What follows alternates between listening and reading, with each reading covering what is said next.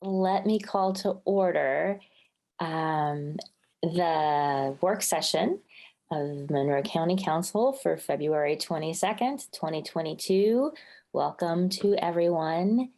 I will call off the counselors' names and please let us know that you are here for the record.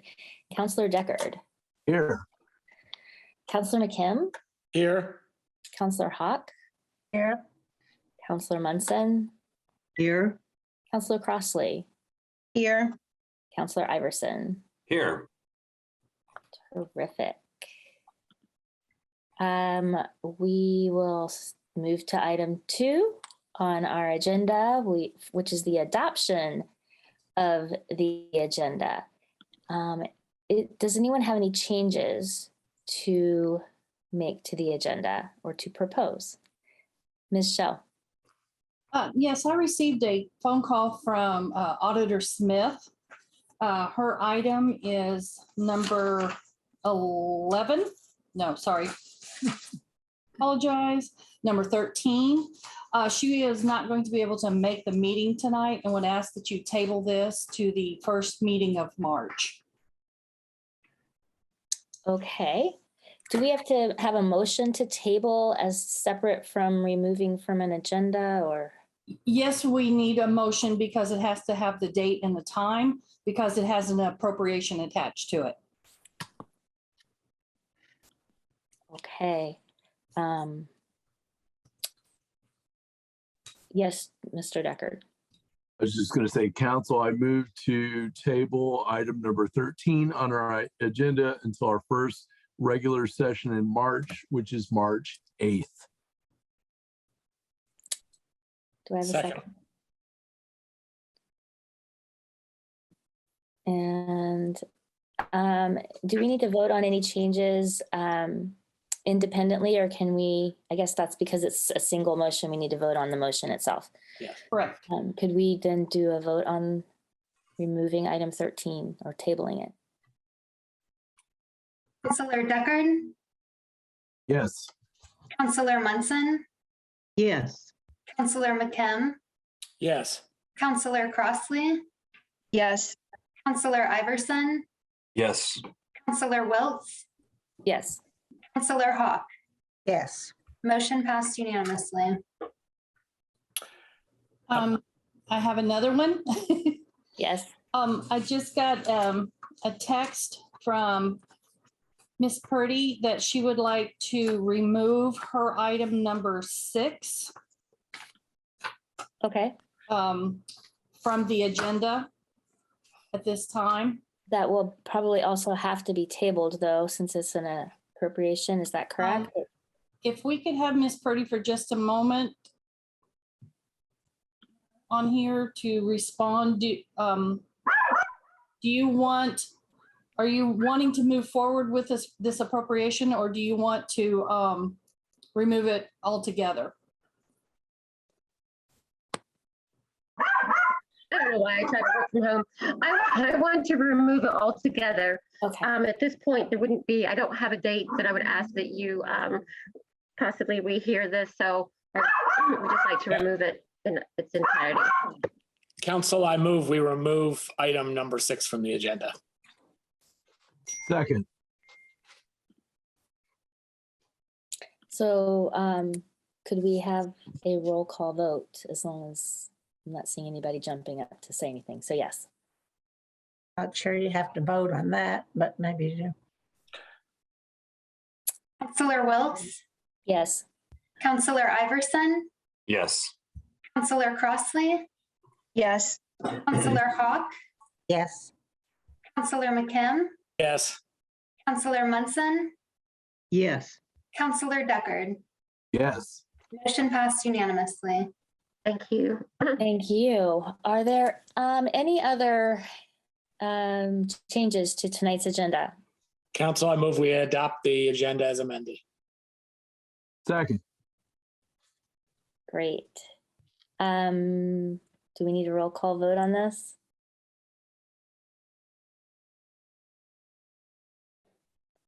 I believe so, because it's been amended. Megan, would you please call the roll? Yes. Counselor Crossley, Yes.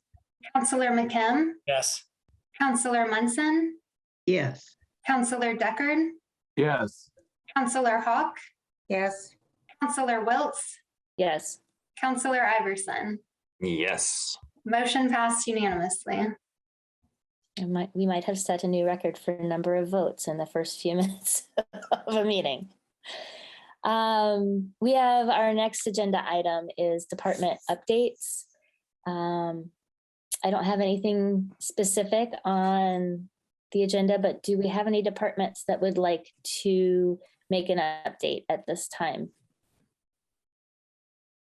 I see Ms. Cottle from the Health Department. Welcome. Good evening. I will be really quick. I know you have a long agenda tonight. I wanted to really talk a little bit just about some testing information and about vaccines, but also to just let you know that we are continuing to see some positive trends in terms of cases. And so we are pleased to continue to watch that. Our numbers are still high. They are still elevated, but we will drop below 200 cases per 100,000 this week, and I'm very, very thrilled about that. So we've been hoping and waiting to get back down there. So it should be right around 175, 176 tomorrow per 100,000. And again, that's high, but it is lower than it's been, and so we're pleased with that. In terms of testing, the Gravity site has changed its hours. They are now open Monday through Friday. They are open 8 to 4 on Monday, Tuesday, Wednesday, and Friday, and Thursday 10 to 6. They were getting very little business on Saturdays, and so they are open now on Monday and closed on Saturdays. The testing site at Indianapolis Motor Speedway that has been open now for months, this is its last week. It will close on Saturday. And their hours this week, they are open tomorrow and Friday from 8 to 4. They're open Thursday 4 to 8. And then Saturday, their last day will be 8 a.m. to noon. And that is testing and vaccinations. So I wanted to make everybody aware of those two things. And then just to remind people that our public health clinic still provides COVID-19 vaccines, as well as your provider, local pharmacies. And we want everybody to stay up to date on all of their vaccines. And with that, I just want to let people know that we have lots of children who are behind on their vaccines. And tomorrow there is a Back on Track clinic at Ivy Tech. It is from 3 to 7 p.m. and you can get your child's school vaccines. You can get COVID vaccine if you need that. You know, if you need vaccine for sports, they will have a variety of vaccinations available for your children. And they have lots of food and gifts and things, school supplies available as well. So quite an event that we are pleased to be able to have in our community. So I wanted to let people know about that. They can go to mdwise.org Back on Track for more information if you want to do that. Registering is preferred, but it is not required. So if nothing else, show up tomorrow afternoon or evening from 3 to 7 to get those needed vaccines. Thanks. Fantastic. Thank you. Looks like Mr. Iverson might have a question or comment. Yeah, Ms. Cottle, don't go too far. Given the news that's come out of Indiana University regarding masking, can you remind the public when the next press conference is and when the next Board of Health meeting are? You're on mute. Of course I am. The next press conference is this Friday. It's at 1 o'clock. The next board meeting is at 4:30 a week from Thursday. So it is on the 3rd, I believe that is at 4:30. And the announcement with IU really does fall in line with everything else that's happening and expected, and the new guidelines for institutions of higher education. So, but opportunity to learn more on Friday if you have, and certainly at the board meeting next week. Great. Thank you. Any other questions for Ms. Cottle? Well, thank you very much for the updates. Those are all important things to hear about. Okay, are there any other departments who wish to make an update at this time? And seeing none, that brings us to item number 4 on our agenda, which is an update from Nichelle Wash with the Garden, who is facilitating our countywide employee training project. And we also have Angie Purdy, the Commissioner's Administrator. So welcome to you both, and take it away. Thank you, Council. And I'm just popped on here just to introduce Nichelle and to say that I think you're going to find her presentation informative and positive. And that we, I'm speaking as an employee, really appreciated the training. And so I want to hand this over to her and let her give you the update and leave it at that. Thanks. Thank you, Angie. And is it appropriate for me to share my screen at this time, Council? Certainly. Okay, Certainly. great. Well, first of all, it's good to see all of you again. It's been some time since our training. So I want to thank all of the council members who participated.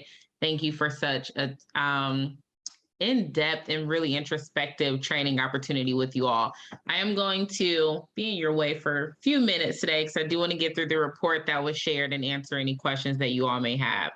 And then I'll also provide an update that's not included in this report. So a project recap, so far we've trained 162 staff, and they've gone through 5 sessions, and there were 7 unique training groups. So this is really exciting for us to get through this many staff. Each of those staff have completed at least a minimum of 3 trainings.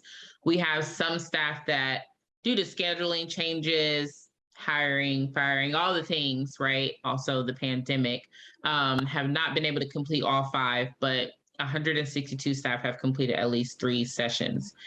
In total, we've delivered about 135 hours of training. So if you do the math, that's about 54 unique different training sessions that we have delivered.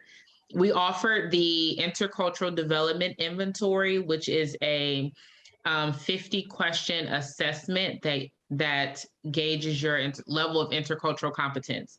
And it also came with an individual report, a development report. And so 62% of your staff that have taken the training have completed the IDI, which is a pretty good return rate on something like this. I'm not going to read through these because counselors, you all have gone through these sessions. I know we have one more to complete together, so I'm not going to read through these, but for anyone who's curious, here are the descriptions for the 5 sessions that were attended.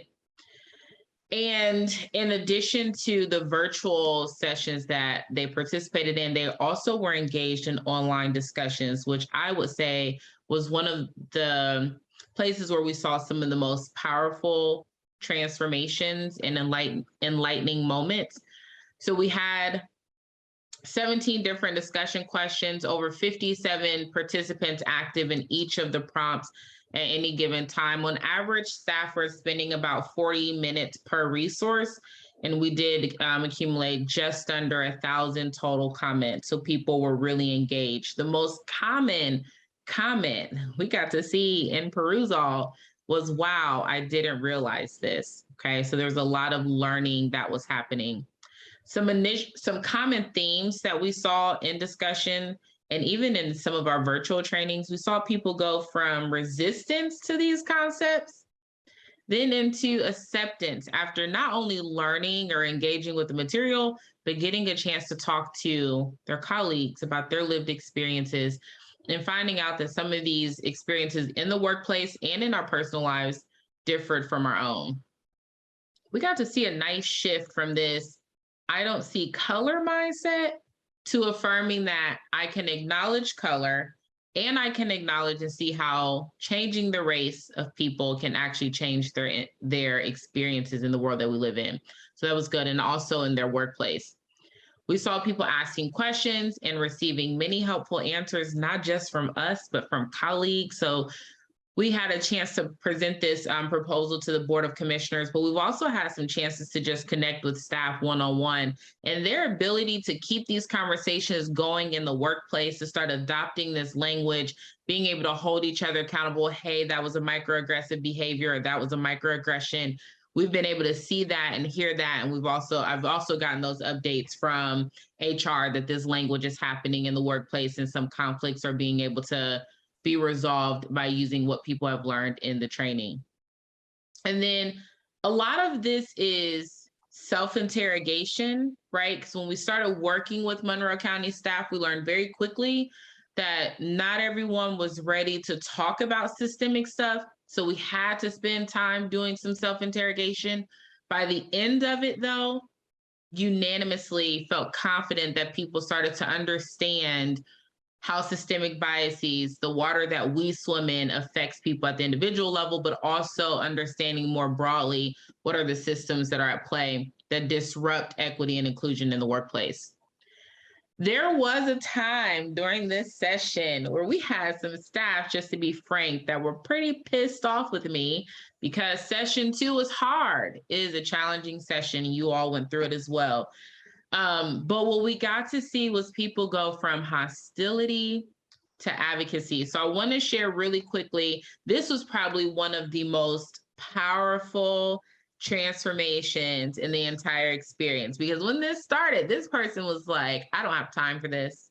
You're asking for 2.5, 3 hours to commit to this. I don't want to have these conversations. I'm afraid of what type of tension could be built in the workplace. And they saw themselves as a really accepting person. But when we started off, and these are direct quotes from this person I won't name, but they started off like, so I'm automatically racist just because I'm white? This is so insulting. Not everything is about race, and calling white people white supremacists is obscene. Which, if you've done a session in the garden, you know that I never call anyone any ist or ism, right? But if you self-interrogate and land there, and that's the own work that you have to live. But this was session 1, just doing some basic defining language.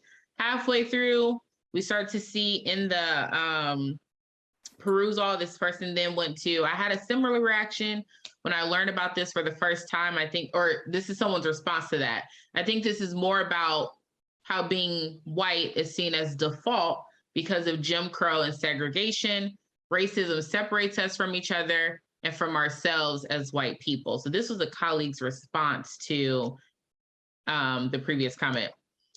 Later, think around session 4, which was anti-racist praxis, we start to see this person engage more deeply. So back to person 1, they were able to say, I've never heard of Jim Crow laws before. That's horrible. I was honestly shocked to hear, middle-aged adult, not having heard of Jim Crow law, but we talked about what's in education, what's not in our education. This person said, I wish I learned about this in school. Can you recommend any books about this? I'm realizing that we all want society to just let us be people, whether we're white or black, rich or poor. So I want to start educating myself by reading more about this. And this is what we wanted. We wanted people to get to the place where they would figure out what is it that I need to do to advance the culture and the inclusion in the workplace. After every session, we did an evaluation, and I won't go through every single one of these, but to give you an idea of the type of questions that we asked them about their comfort. We asked them if they were learning something. There's no session in which less than 85% of people have said that they learned something, or 84% of people. Everyone was saying that they learned. Now, I will say, obviously, as you go through 5 sessions, the number of participants kind of, dwindles, okay? But for the most part, consistent with what we've been seeing. The fact that people were saying that they learned something, even if they felt the session was hard, that was a win for Monroe County. When we asked about level of comfort, we wanted to see an increase. Whether it was a little or a lot didn't really matter, but we wanted to see people's comfort addressing whatever that particular topic was. We wanted to see it increase. So for session 1, you'll see the numbers here. Maybe this is kind of small, so I'll enlarge this a bit for you. I see some people squinting like, what are these numbers? Here you go. So after completing session around acknowledging bias, acknowledging our own biases, just under 86 or just over 86% of people were saying that it has increased. So the people are getting comfortable acknowledging where their biases exist. And we know sometimes that's one of the hardest feats. We did do participant feedback for each of the sessions. So again, you all have this report. I won't take too much time here reading this, but I do want to pull out some of the qualitative responses that we were able to get. Many people have these moments where they started realizing the difference between acknowledging bias and feeling safe. And it's the language and how we say things. So they started thinking about how our policy is written. How do we communicate standards of professionalism in our workplace? How do we talk about culture? A lot of people surprisingly were impacted by understanding the difference between equality and equity and how the goal is to really remove barriers where possible. So again, these are actual responses taken from the evaluations after each session. In the report, we go through each of these over and over. So I'm not going to do this for all 5 sessions, but if you have any questions about anything that was included, please feel free to let me know. So I mentioned earlier the IDI, Intercultural Development Inventory. It gives you 2 scores. So we did this on 2 levels. We administered it to individuals, and then we also did an organizational assessment based on the individual's data. Most people in our organization thought we were right in that acceptance spot. We were so accepting of differences, and we're pretty good at adapting our mindsets and our behaviors across cultural groups, but the developmental orientation, or as what we sometimes say, the actual orientation, was right at minimization. This is what we expected, okay? Minimization is not a terrible thing, but because there was greater than a 7-point gap between the perceived orientation and developmental orientation, we did know that this was a significant difference in how we see ourselves versus how cultural groups from our own see us, or how we're handling intercultural competency. So what does minimization mean? As a staff, based on the group of staff that we've trained, which we know that there are more staff to Monroe County, so I want to make sure that I put that out there. This could change the more people that we assess, okay?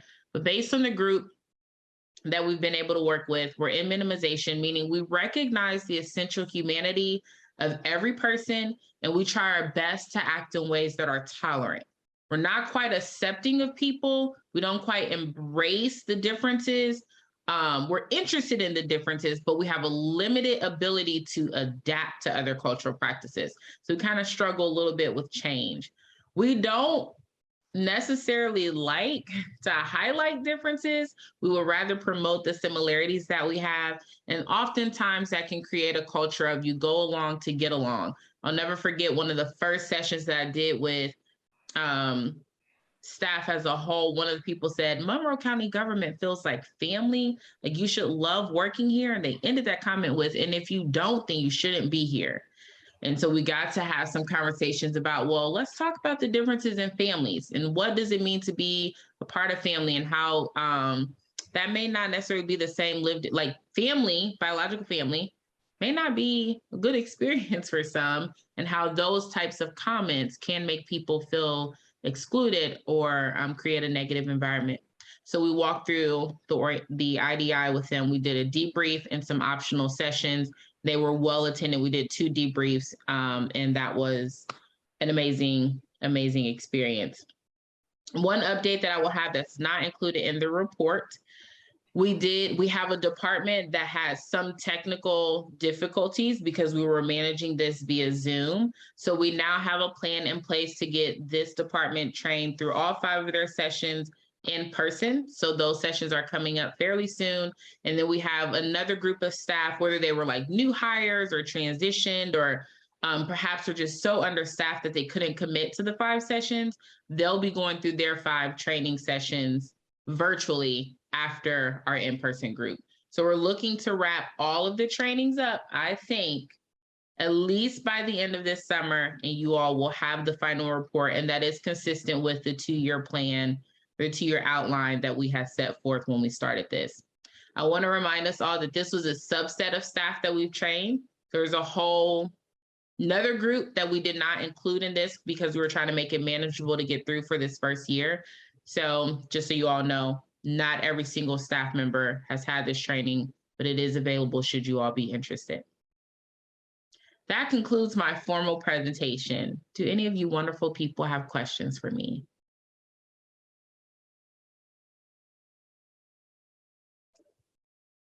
Counselor Iverson.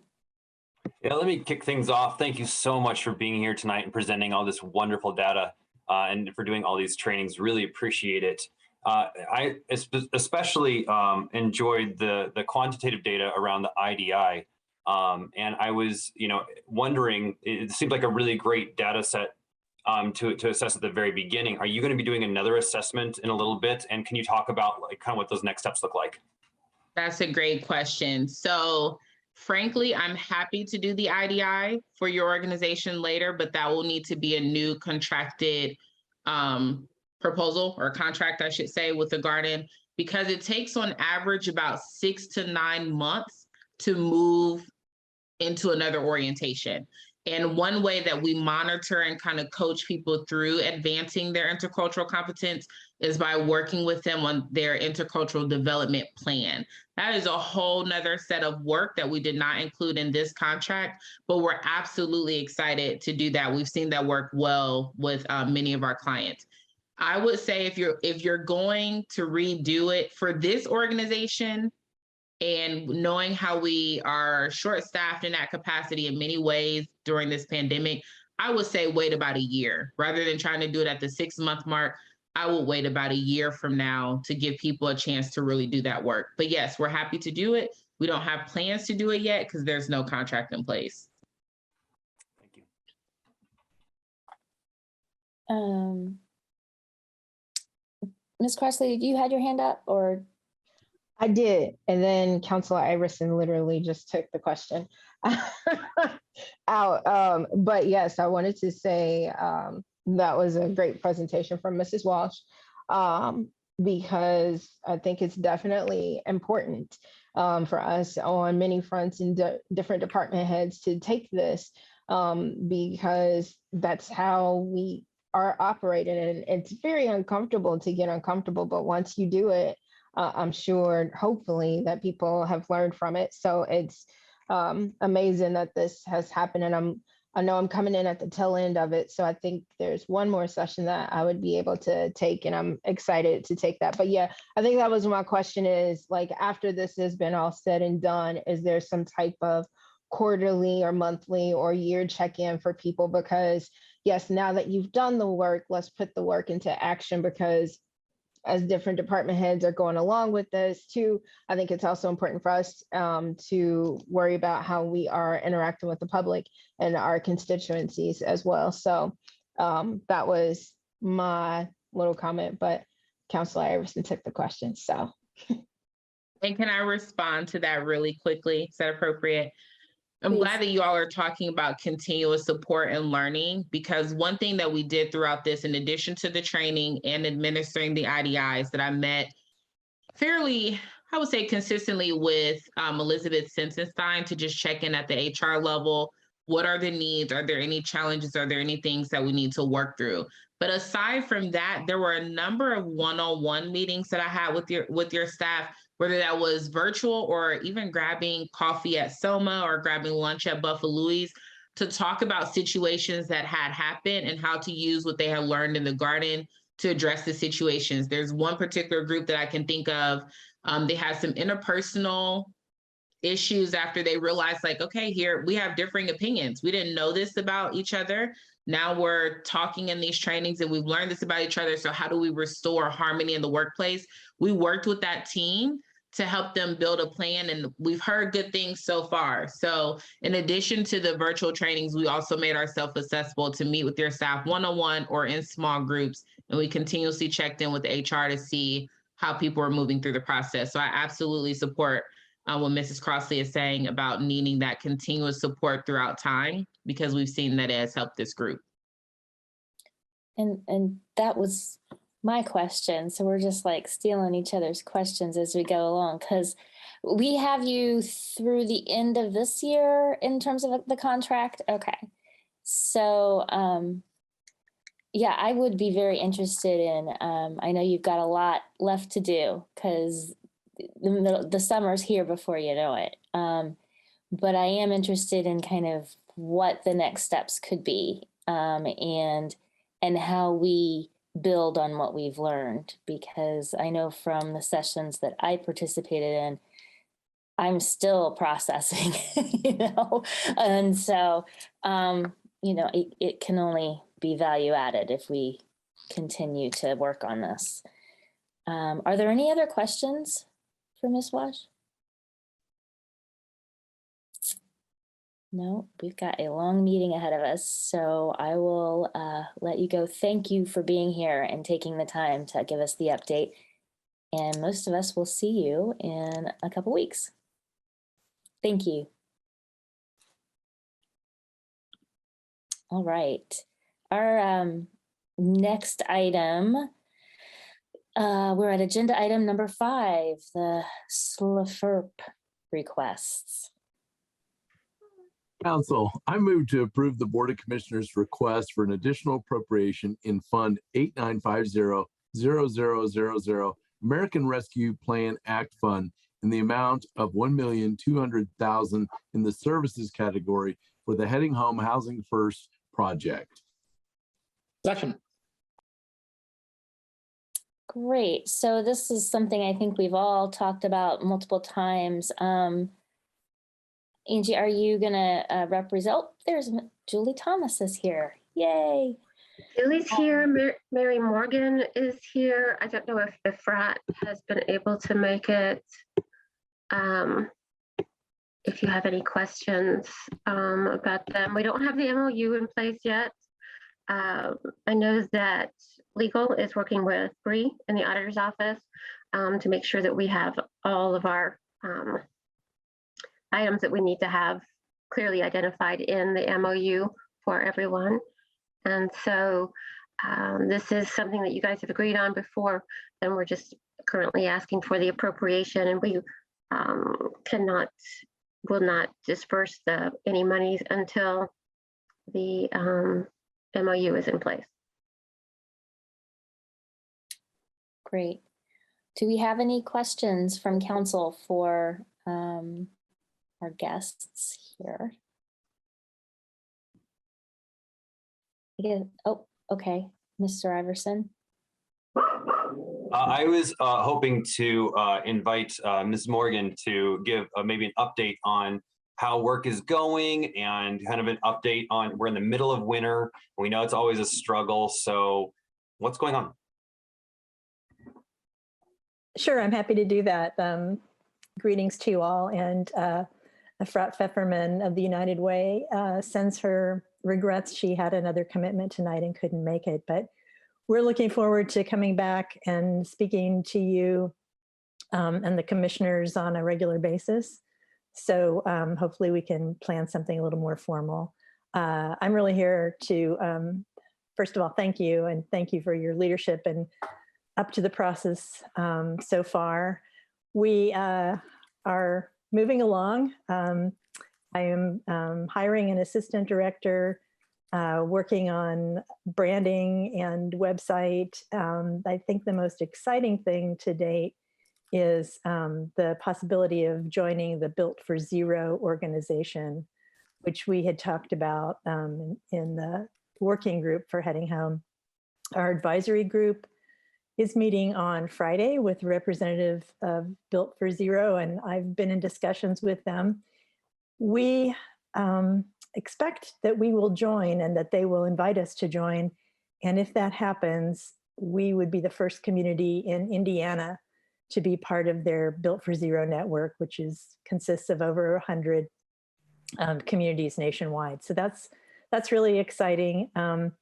As you know, there's a lot of work to do in a variety of ways and issues, from transportation, healthcare, childcare, and of course, adding housing stock and adding accessibility to the existing units by building relationships with landlords. So again, I just really appreciate your support and leadership on this, and happy to talk with any of you anytime and come back formally at some future meeting. Thanks. Jeff McKim. Oh, I'm sorry. I was just going to ask for an update as well. Oh, okay. Asked and answered. As was I. So we're all just, asking the same questions. Counselor Hawk, do you have a question? Yes. Do we know, is this going to be something we know in advance, what type of housing that we are going to be concentrating on? Is it going to be a certain percent used for perhaps lower income housing and others for, different stacks, different kinds of housing available?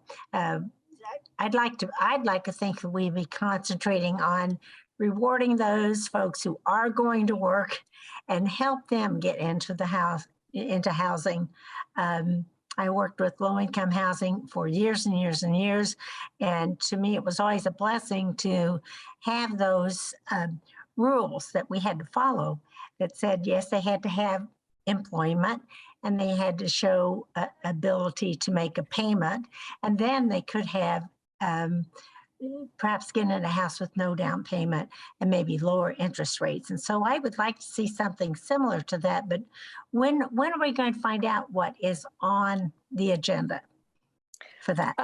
Well, I hope that you've read the Heading Home plan, and if you haven't, I'd be happy to forward that to you. And part of it, honestly, we're still figuring out. I think we definitely, as a community, need some permanent supportive housing that is housing that includes support services for people with substance abuse and mental health issues. But we need, I would say, honestly, across the board, we need all types of housing. So we need the kind that you described. We need permanent supportive housing. This is not going to be, a one and done project. So I'm not sure I'm answering your question as well as you would like me to, but again, I would be happy to come back and give a formal presentation at some point in the future. Right. I guess I come down on, and this should be no surprise to anyone, I've made it pretty clear that I think that many times we offer so many services to so many different groups of people that if these folks are joining and living here or moving here to Monroe County for our services. And so it really is of a concern to me that we would grow those services thinking we're going to be helping the people who are already here, when, as Commander Crow said the other day, hey, that's a two-edged sword. So I just wanted to share those concerns because I think the people of this community need to know that we are looking out for what their needs are as well. And there's a lot of people out there over and over again are saying, look, we've looked every place for affordable rents. They cannot afford to pay rent, and they're working full-time jobs and still can't afford to pay the rents because rent's so high. So I don't know how all that's going to come together. I'm looking forward to hearing how it is, but I hope we don't concentrate on just housing for those folks who don't have a job, who, the Housing First model that I watched and looked at at the state level, how the funding comes through, it made it clear that they did not have to be sober and they did not have to have a job. And I'm hoping that's not the direction we're going. And I see Angie going, no. Yeah, I'm going to hop in here and kind of help Mary out a little bit. But with the Housing First initiative, what you will find is that when people are secure in a home, then they're in a better position to actually address their other issues that they're trying to deal with. And we have for years focused on, let's get this person clean. Let's get this person even a job, get them off of substances, And the truth of the matter, and it's been proven, I don't have the reference for you right now, but I know Mary probably can get it for you for sure. Emily Pike can with Hope House, that it's been shown that when you give somebody a secure place to stay, then they can then start to work on their other issues, and they're much more likely to be successful. So it does seem a little bit counterintuitive to those of us who have kind of been raised with the old concept of you have to be clean and sober, and you know, before you can have a home or before you can get a job. And that's just not really there. It's been proven that that's not helping anybody, and people are not being successful when they are approached in that manner. I would also add, Commissioner or Councilor Hawk, related to your concern about other people coming here for services. One of the challenges that we're going to address is reaching out to other communities, other surrounding counties, and working with people in those areas, especially landlords, so that when somebody comes here for services, when they get a home, that home can be back where they have a support network of friends and family. So if they're coming up from Lawrence County, they live in Bedford, they can get services here, but then ultimately find housing back in their community where they have that support.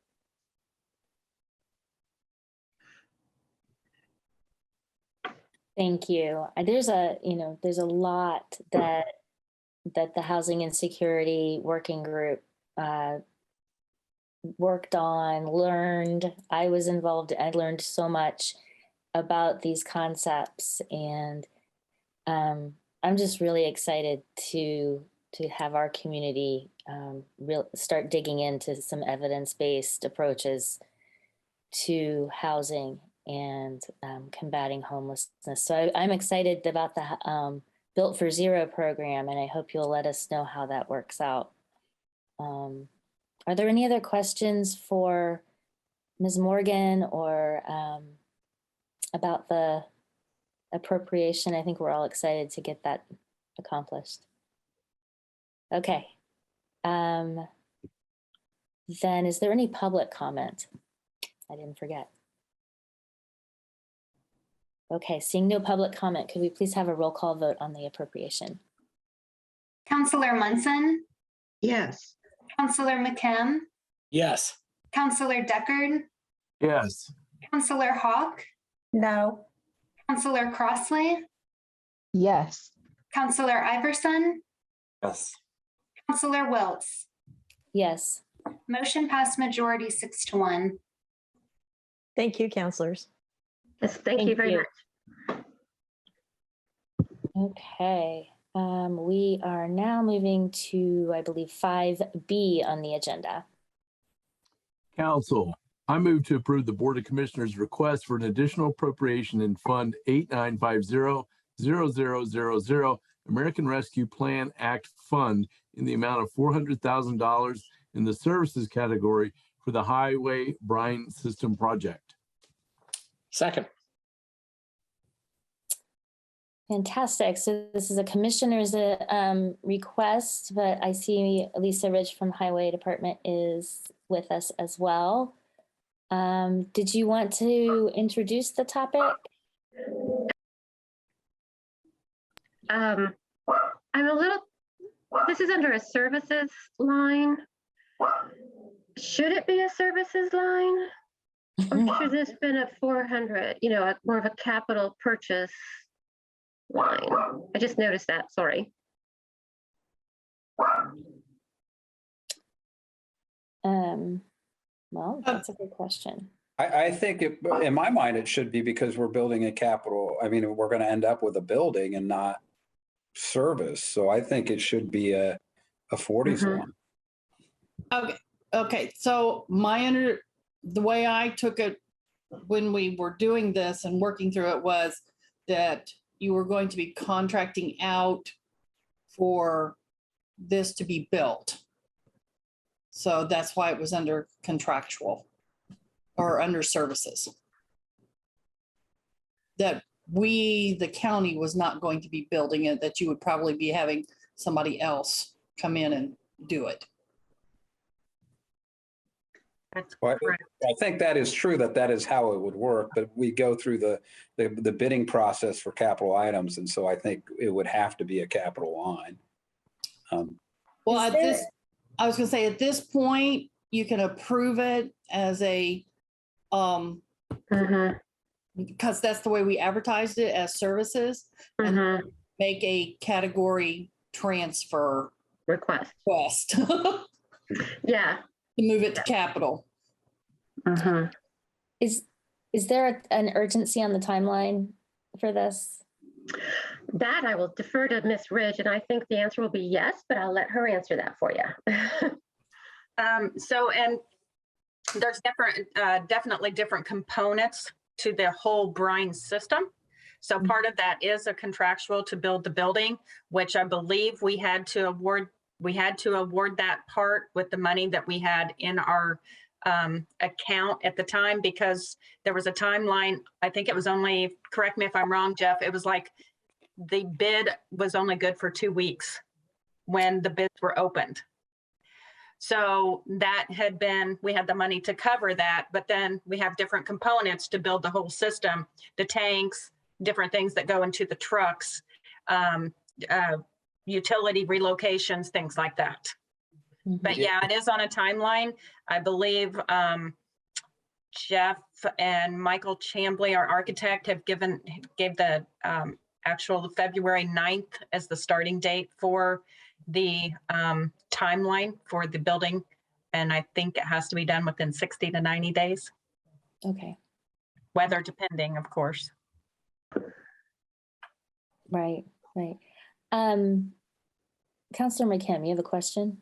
Well, I would just like to say I would very much like to move forward with this. So if it's okay with the lawyers for us to simply approve it as is and then immediately move and vote on a category transfer, I'm happy to make that motion afterwards. But I would certainly like to, given the timeline on this project, I'd very much like to move forward tonight and not move it to another meeting.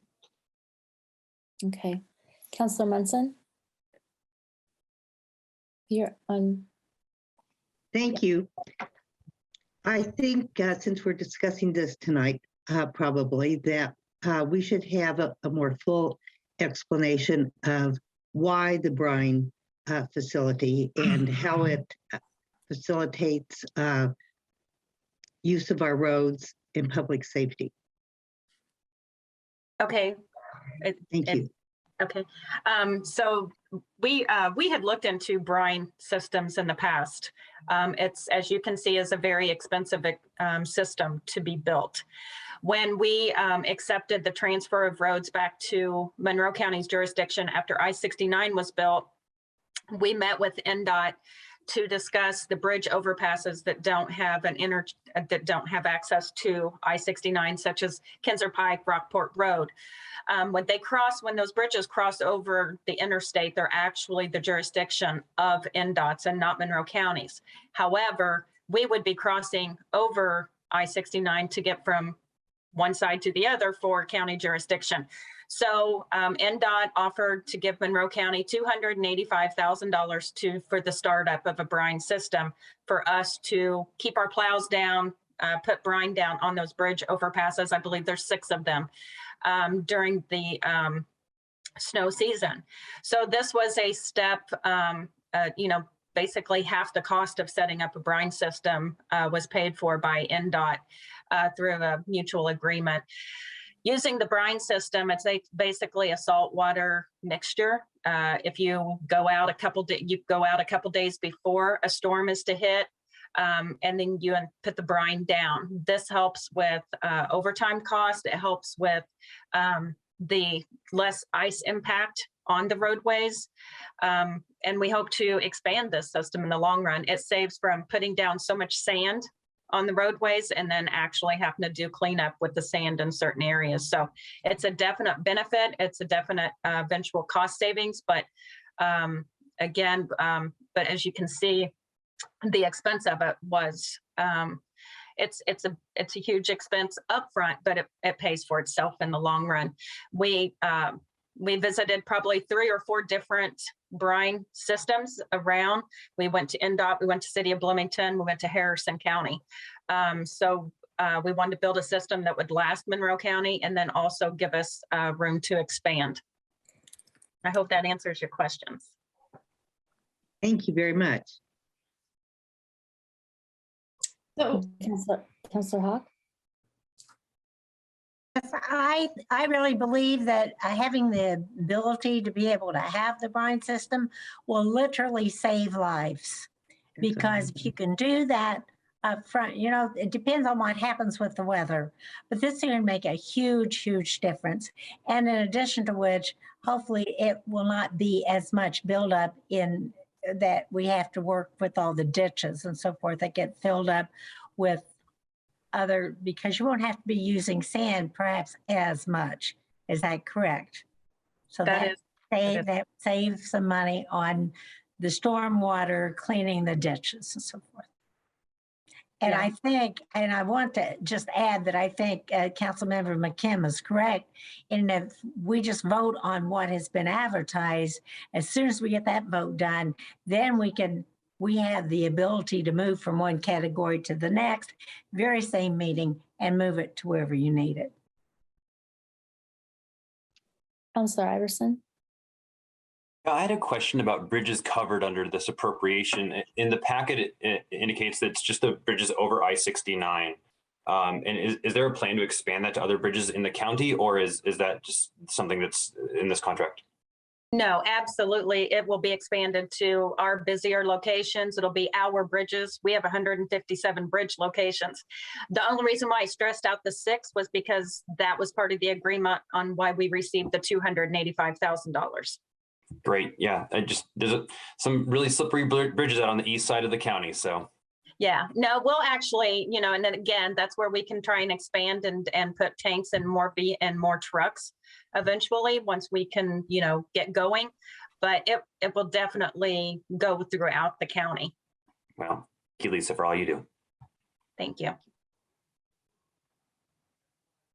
Councillor Munson, is your hand still up from before or is it new? Okay. Michelle? I just want to provide a capital account line. So for that second motion. So I just want some clarification. I believe that we could use, it's called in the capital line, it's called just buildings. Would legal, Jeff Cockle, do you feel like that's a good enough description? You know, I don't know. I'm not sure what we're actually doing with it. I think that would be fine. I think we are doing a building. I think that would be adequate. Can I just hop in there? Sorry. Since we are using a particular fund that is specific to these funds, the SLRF, the old ARPA funds, could we not actually create a line number that says exactly what we're doing? I think that would be the best way to do all of these expenditures, distributions of dollars from these funds. So if we could name it brine system, that would be ideal. That way it's clear to everybody. Okay. What we spend it on. All right, just give me a second. Well, I don't know if anybody else here, I mean, council, if they agree with that position. No, I think that makes a lot of sense if we're keeping this, if this is coming from the ARPA funds. My question was going to be, is that really where we want this to come from? Because I'm not entirely sure. I mean, I think it's completely compatible with the purposes outlined for expenditures. I'm just wondering if we want to set a precedent of paying for different departments' requests out of ARPA. And I just kind of throw that question out for consideration. And Mr. McKim. So I actually had a different comment before, but to address that particular comment, I think absolutely. I mean, this is, infrastructure is one of the four main categories of ARPA. So this isn't just, I don't think you can really fairly reduce this to just paying for different departments' requests. This is one of the purposes for which the SLRF or ARPA money was allocated. And I think this is also a request that has clear and demonstrable countywide benefit. I mean, you talk about one thing we can all, pretty much everybody, you ask anybody, no matter what their government philosophy is, what they think an appropriate activity of local government is, it's, wow, keeping the roads plowed and clear during snowstorms. So I think this is a really good use personally of it. And if not, then what fund would we use? So I definitely think it is entirely appropriate for SLRF. The other comment I was just going to make is the other thing about using less sand, by the way, for people who ride their bikes in the community, sand is terrible. Yeah, it is dangerous and people slip all the time. I have fallen and slipped on sand. The less sand we can use, the better. I think this makes a really nice substitute for sand that'll make things safer for bicyclists out in the county as well.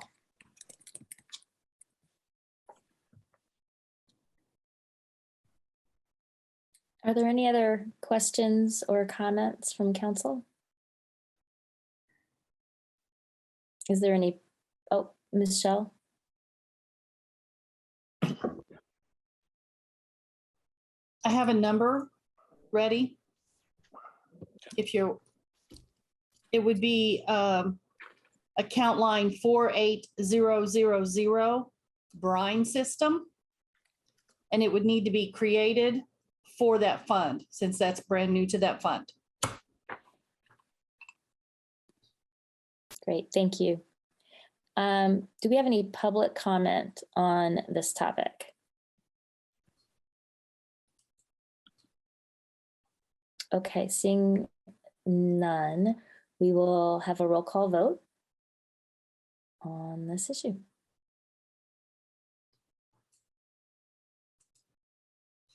Counselor Hawk, Yes. Counselor Deckard, Yes. Counselor Iverson, Yes. Counselor Wiltz, Yes. Counselor McKim, Yes. Counselor Munson, Yes. Counselor Crossley. Yes. Motion passed unanimously. Council, I move we create in Fund American Rescue Plan Act Fund 8950-0000, new account line 48000 brine system, and simultaneously transfer $400,000 in appropriations from the services category to the capital category. Second. Fantastic. Is there any comment on this motion? Any public comment? Roll call vote, please. Counselor Crossley, Yes. Counselor Munson, Yes. Counselor McKim, Yes. Counselor Wiltz, Yes. Counselor Iverson, Yes. Counselor Deckard, Yes. Counselor Hawk. Yes. Motion passed unanimously. Thank you. Thank you. Our next item is number 7. We're skipping number 6 on the amended agenda, and it's the legal department. Council, I move to open for discussion the proposed 2022 agreement with Financial Solutions Group FSG for sustainability analysis, revenue and spending plan and capital improvement plan for Monroe County. Second. Is this something that, oh, there you are, Mr. Cockrell's here to tell us about? Yeah, if you recall last fall, we went through the initial round of having Financial Solutions Group put together a sustainability plan. You guys should have all received a copy of that plan. I know that there are some additional items such as policies that we're going to need to look at for fund balances and things like that. This is kind of a touch base with the council. There's value in continuing relationship for these kind of for this program. I guess from my perspective, as one of the members of the county, as I represent the auditor's office as well, when we go through bond and the bond rating process, they're getting a lot more intense with their questions, and a lot of those questions are answered by this report, as well as some of those policies that we're going to be working on. So I certainly would recommend continuing this process, but we've always felt that a lot of the value of this contract was to the council. So we wanted to get your input and feedback on whether you think it's worth continuing. Okay, great. Thank you. Are there any questions for Mr. Cockrell on this item? Councilor McKim. Not so much a question, only that I strongly support moving forward with continuing this contract. I think it's clear that this kind of analysis is going to be important for our ability to bond. It's been recommended to us that we start thinking about 3-year or 3+ year budgeting. I think we're going to need the kind of technical and analytical support to be able to do that. I think that'll put the county on firmer footing, especially as depending on what happens with annexation. If we see reductions in revenue, I think we can really benefit from having that this additional analysis. Councilor Iverson. I completely agree. I think this is very, very valuable, not only for the 3-year analysis that Councilor McKim was just mentioning, but, God forbid there be another downturn in the economy where, we just don't know what's happening with certain economic indicators. This is very valuable to be able to reference and to try and prepare for, what's coming down the pike. And the last thing I'll mention that I find valuable is the benchmarking with other communities. I think that's really helpful to look at, to kind of know like where we sit with other communities that are similar. So yeah, I would definitely want to continue this. Other comments? Questions? No? Okay, I too think that this is really important and can augment kind of the information that we have to make our decisions. So is there any public comment? Seeing none, could we have a roll call vote, please?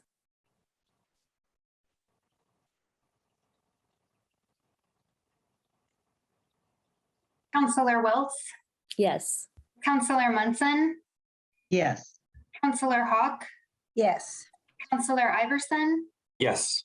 Councilor McKim, Yes. Councilor Crossley, Yes. Councilor Deckard. Yes. Motion passed unanimously. Thank you.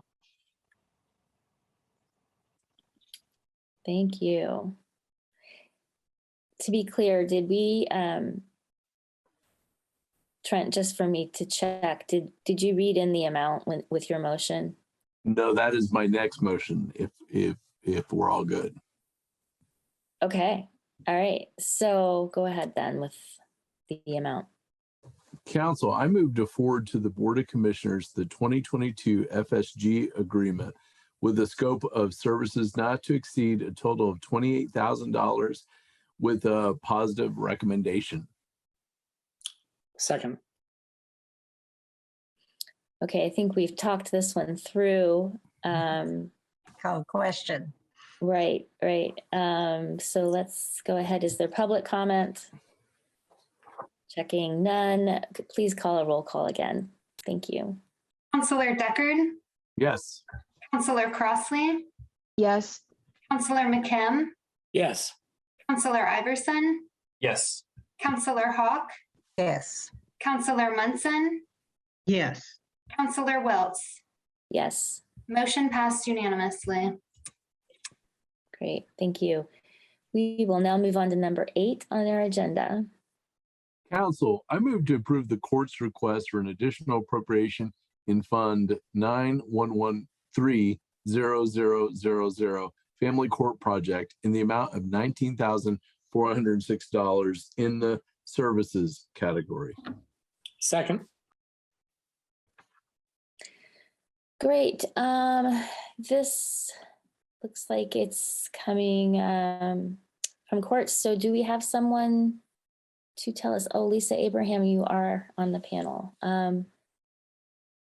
Would you like to speak to this issue?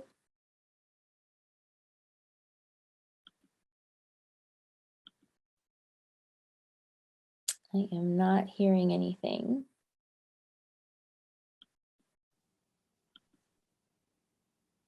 There we go. Okay, sorry about that. No worries.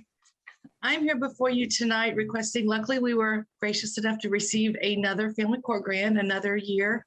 This year we received $19,406 and it goes towards our counsel in the court pro bono program, which provides free legal assistance to anyone who is needing it.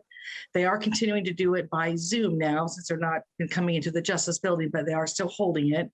So I'm before you tonight asking you to appropriate the grant so we can start paying out the invoices. Makes perfect sense to me. Are there any comments or questions from council? Is there any public comment? Seeing none, let's go ahead and have a roll call vote. Counselor Wiltz, Yes. Counselor Hawk, Yes. Counselor Deckard, Yes. Counselor Crossley, Yes. Counselor Munson, Yes. Counselor McKim, Yes. Counselor Iverson. Yes. Motion passed unanimously. Thank you. Thank you. Now we have number 9, which is the Monroe Circuit Court, Probation Office, and Youth Services Bureau, making a presentation to council regarding gaps identified in our youth services program, which is involved in the juvenile justice system, as well as then the need for YSB staffing needs to close those gaps. So I'd like to welcome Judge Galvin, Linda Brady, Chief of Probation Officer, and Vicki Thavanel, YSB Director, as well as Louis Malone. And I think that's everybody. But who would like to begin? I'll start if that's okay. I'm Judge Steve Galvin. Last month when I came before you to talk a little bit about fees, I mentioned that we had a plan that we've been working on for actually a number of years now to expand some juvenile services, and as talked about, to fill some gaps. Tonight we wanted to give you that plan. I note that this started out, probably would have had this to you more than 2 years ago if it wasn't for COVID. Just like many things, COVID had derailed what we had in mind. But since then, we've worked with the Center for Children's Law and Policy in formulating some of this. And I note that we've got a slide presentation for you tonight. It will be, Linda's going to do this. I'm available here tonight, but I felt like that in presenting this to the council, it ought to come from the people who've worked so hard to put it together. As a judge, I have a tendency to say, hey, here's my idea. You all, can you make this a reality? When I have staff like I've got, they just grab things and go, and they've been fantastic with this. So I want to give them a chance to make that presentation. Linda, if we can get your slide presentation up. The TSD has the slideshow if you want to start it up.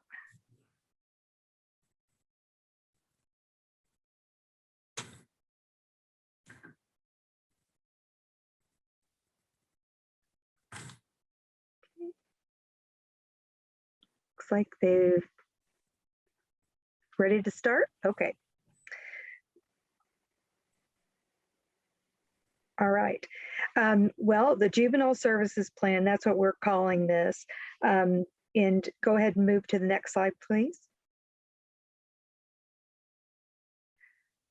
I wanted to introduce, we do have a collaboration team that's been working on this, and we led by Judge Galvin and Judge Dekoff, our presiding judge, myself, Youth Services Bureau Executive Director Vicki Tevenall, Youth Services Bureau Deputy Director Lewis Malone, Deputy Chief Probation Officer Troy Hatfield, who's also on tonight, Juvenile Probation Director Jeff Hartman, and our JDAI coordinator, which is Juvenile Detention Alternatives Initiative, Christine McAfee. So we have our whole team here, and new to our team is Judge Harvey, Judge Holly Harvey. She's also on with us tonight. Next slide, please.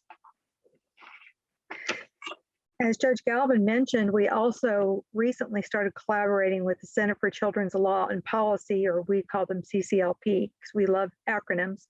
CCLP comes to us with expertise in promoting racial justice, ending dangerous conditions of confinement, and reducing youth incarceration.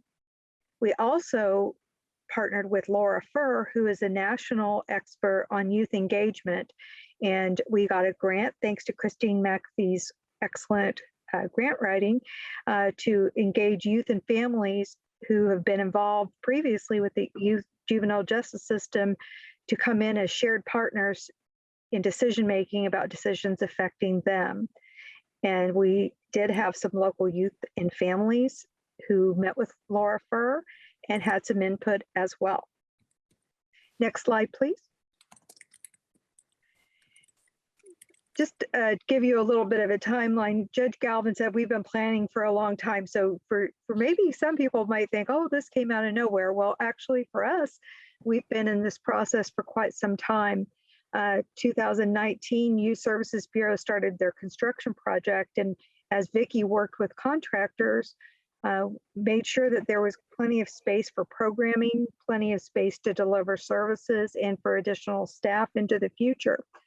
COVID 2020 derailed us a little bit, but the construction of Youth Services Bureau continued and was completed in the spring of 2020. Then in 2021, because of the state JDAI project being involved with CCLP, Center for Children's Law and Policy, we became involved with them to help us with even more expertise at the table. In November of 2021, CCLP issued a final report, which I sent to the county council, and it's also on the probation department website. And I noticed that you included that in your packet. And in that report, there were 8 recommendations, which we'll get to in a minute. So after we got the CCLP's final report, we finalized our plans, and basically with an increase of front-end diversion with an eye on away from juvenile justice and CHINs. So prevention, front-end diversion. Next slide, please. Beautiful Youth Services Bureau here. So wanted you to get to see how it looks.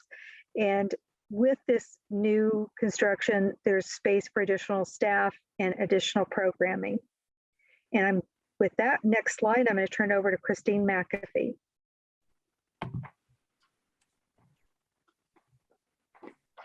Hi, good evening, everybody. Thank you for having us.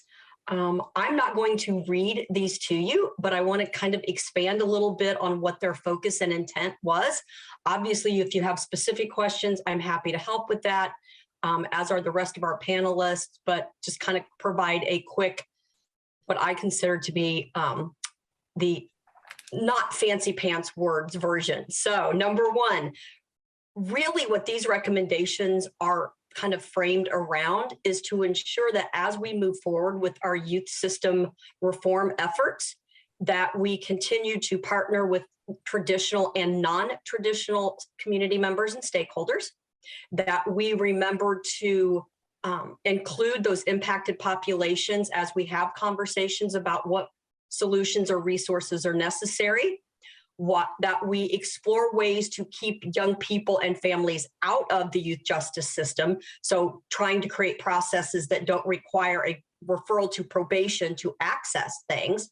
And finally, all of this would not be appropriate if we didn't emphasize the fact that we are keeping an eye on community safety throughout this entire process. So number one, I've heard it used before in different forums, and I think number one really comes down to the idea of nothing about us without us. So making sure that we keep kids and families at the center of all of our reform efforts. Number two, a lot of the work with JDAI is about institutionalization of practices. We've all probably been in situations where there is a change in administration, there is a change in some sort of agency leadership, and practices that aren't kind of formalized in writing can go by the wayside fairly easily. So number two really is to kind of codify and identify what are the criteria for young people and families to be eligible for the diversion. Also to expand on the number of diversion opportunities that young people can participate in. Again, we don't have any written criteria that limits that, but we have kind of a business practice, and CCLP strongly recommends that we look at that and expand it. Sometimes kids need 1 or 2 bites at the same apple before they really get whatever it is that we're trying to impart upon them. Number three,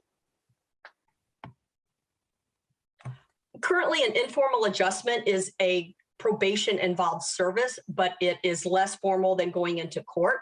But what this talks about, again, is ensuring that we're only using court intervention or the coercion of the court in instances when referring young people to community-based resources is not appropriate. So preventing us from having to use the coercion of the court to access resources, primarily, frankly, because of funding opportunities.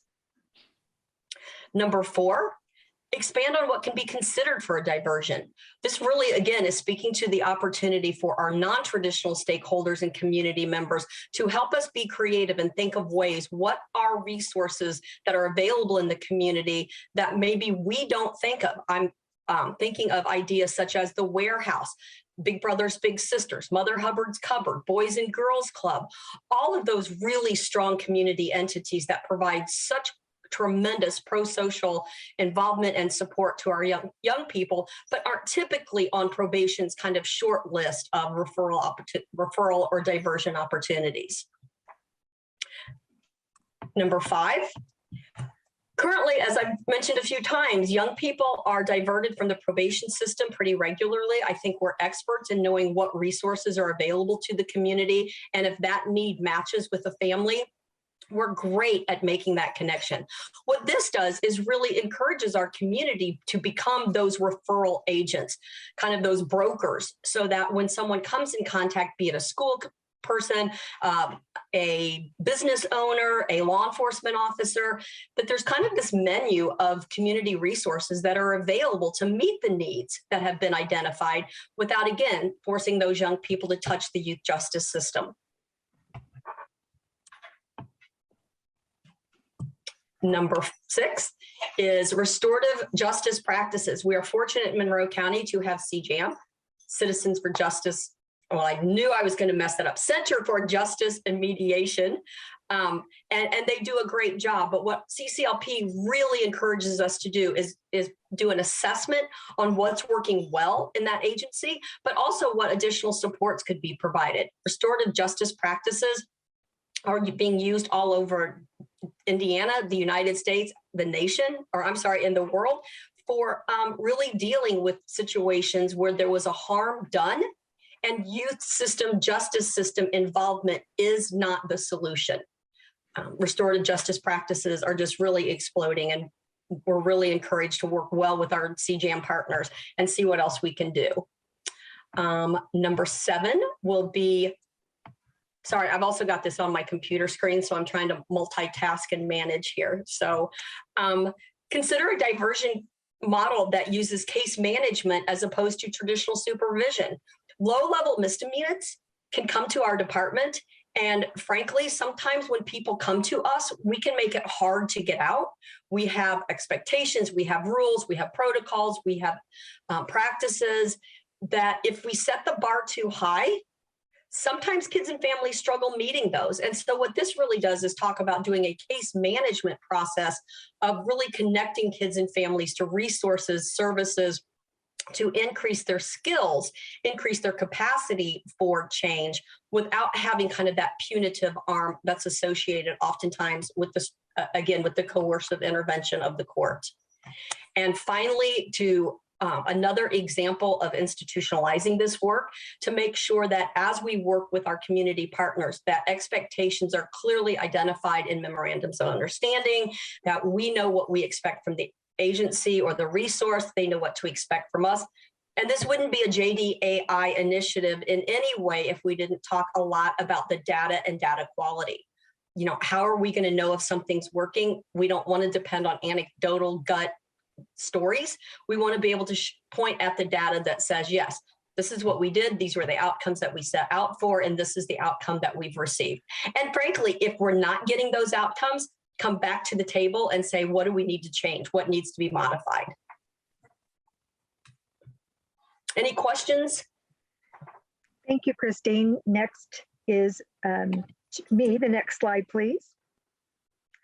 New services and programs for Monroe County youth and families. I want to stress that it is for the county folks here. This is not justice involved youth. It is not just for youth shelter, youth who are in the shelter, who presently or have been in the shelter. So the programs and services we're going to talk about are, there's not going to be a requirement for almost all of them that there's a referral to probation or any requirement for them to be clients of the shelter in terms of the residential. So the focus is going to be on prevention and front-end diversion. Next slide, and to Vicki. Good evening. The services and the programs that we want to pilot and try. The first one is the youth substance abuse services. And we tried seeking safety in February of 2020, but COVID made us suspend it because substance abuse in adolescent groups really needs to be in person. Virtual just doesn't work. Building that trust is really hard over the computer. The second would be Truancy program and diversion.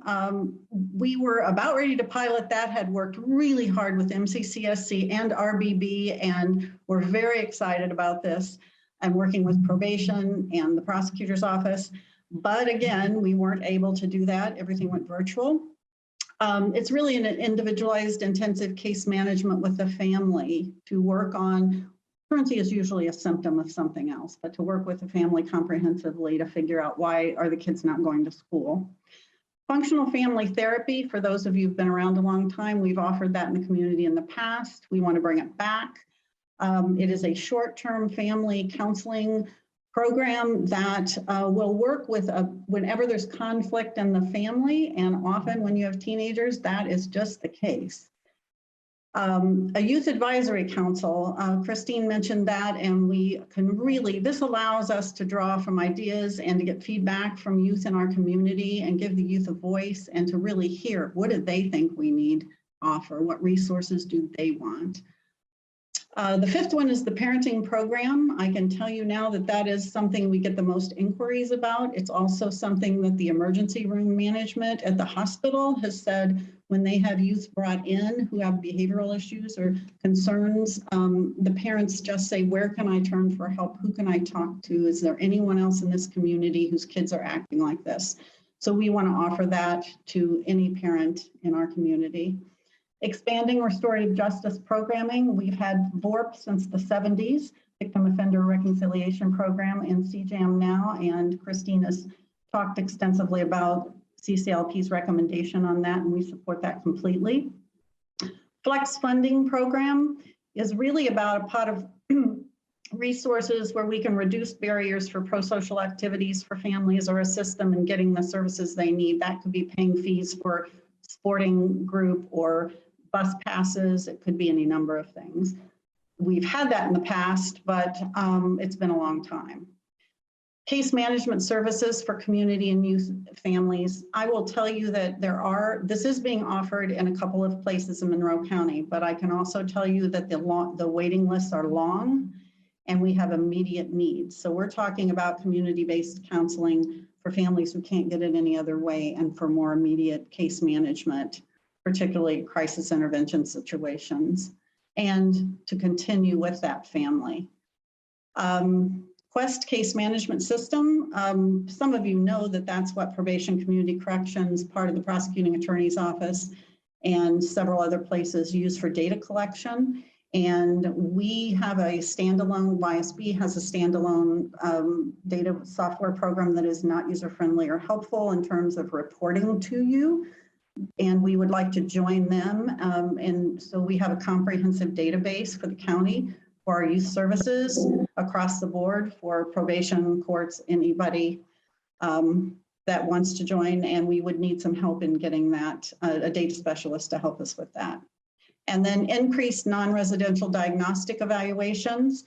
We're talking about psychological evaluations of behavior to determine the level of treatment needs or medication evaluation in a situation where we do not want the youth to have to miss school or leave their community. And to be able to, maybe they would be in the shelter while this happened, maybe not, but we could be a place that could coordinate that for the courts. It's something that right now to get an evaluation in a residential setting, you can wait months. And it requires the youth to be sent out of county for 30 days, missing school, and it's very disruptive. So, next slide. In order to offer those programs and services, we would need 5 staff. A youth engagement specialist, which would focus on prevention, on the youth advisory council. Case manager, which would work with some of the programs that we want to offer, and specifically with the schools and the Truancy Diversion program. We would need 2 counselors to run all of the groups and programs for both the adults and the youth and families in the community. And the data specialist would get us up and running on Quest and help us gather and analyze the data that we'd have to collect if we want to evaluate these programs. These are pilot programs. We want evidence-based, we want to evaluate them, we want to report back and see if they're successful. If they are, then we want to build them into what we do. And we want to, and if not, then we want to look at a different kind of program. Any questions on that before I turn it over to Troy? Talk about money. Okay, Troy. So if you go to the next slide, you know, being the county council and being the funding body for the county, I'm sure you're interested in costs. So what we have here is what we feel like would be the approximate personnel costs for that first year, and this includes the salary and fringe benefits of the staff that Vicki had mentioned. And we would also anticipate probably around $170,000 in non-personnel startup costs to some of the programs and services to get them going and get them running. As you know, just about everything related to juvenile services in the county is funded by the special purpose local income tax. So if you go to the next slide, I did kind of an evaluation of what things look like with that current fund. Just a little bit of background on that tax rate. That's a special income tax that was included in the Indiana Code. The legislature permitted Monroe County to have this tax rate for juvenile services. It was originally adopted in 2007. Since that time, it has been increased slightly, but it's been at the current rate since 2014, which is substantially lower than what could be what it could be set at in terms of what's permitted by statute. But right now, that tax rate is set at a 0.095%. And what that does, you can see in terms of the line where it says revenue, you can see what that tax rate brings into the fund each year. Now, what you have from 2018 to 2021 is both the tax revenue and any miscellaneous revenue that's been dumped into that fund. From 2022 on to 2025, well, 2022, I used the tax rate that we expect now. But going into the future, I basically took what that growth of the tax rate was in the previous years, averaged that out, came to 3.682%, and then added that to the tax revenue growth. So what you see for 23, 24, and 25 is really, for the revenue coming into that fund is projected, is just the tax rate that we have, or the tax revenue we have now in 2022, and then multiplied that out by 3.682% for each year moving forward. So that kind of gave us a projection of revenues, what we expect into that fund. When I looked at expenditures, I took every expense that's currently in the fund, every personnel line that's currently in there, and then projected that out from what we know everything is set at in 2022, including any incremental step raises for staff that are in those funds, and tagged on an additional 3% as just a kind of an estimate of what that growth could be in terms of expenses. That 3% was also carried on into your 20s, 30s, and 40s into those different funds to show you kind of what those expenses might be over the next several years. Basically, what you can see is that fund continues to increase its cash balance. We have fewer expenditures than we do the revenue that's coming in. If you project that out going from 22 on through 2025, you can see that cash balance is expected to grow between $400,000 and $500,000 per year. So in my estimate, I think this fund could safely entertain an additional $400,000 to $500,000 in expenses each year and still maintain a very healthy cash balance into that fund. And so that's what you see here on this chart. This chart that you have does not include any of the expenses that we're proposing in it.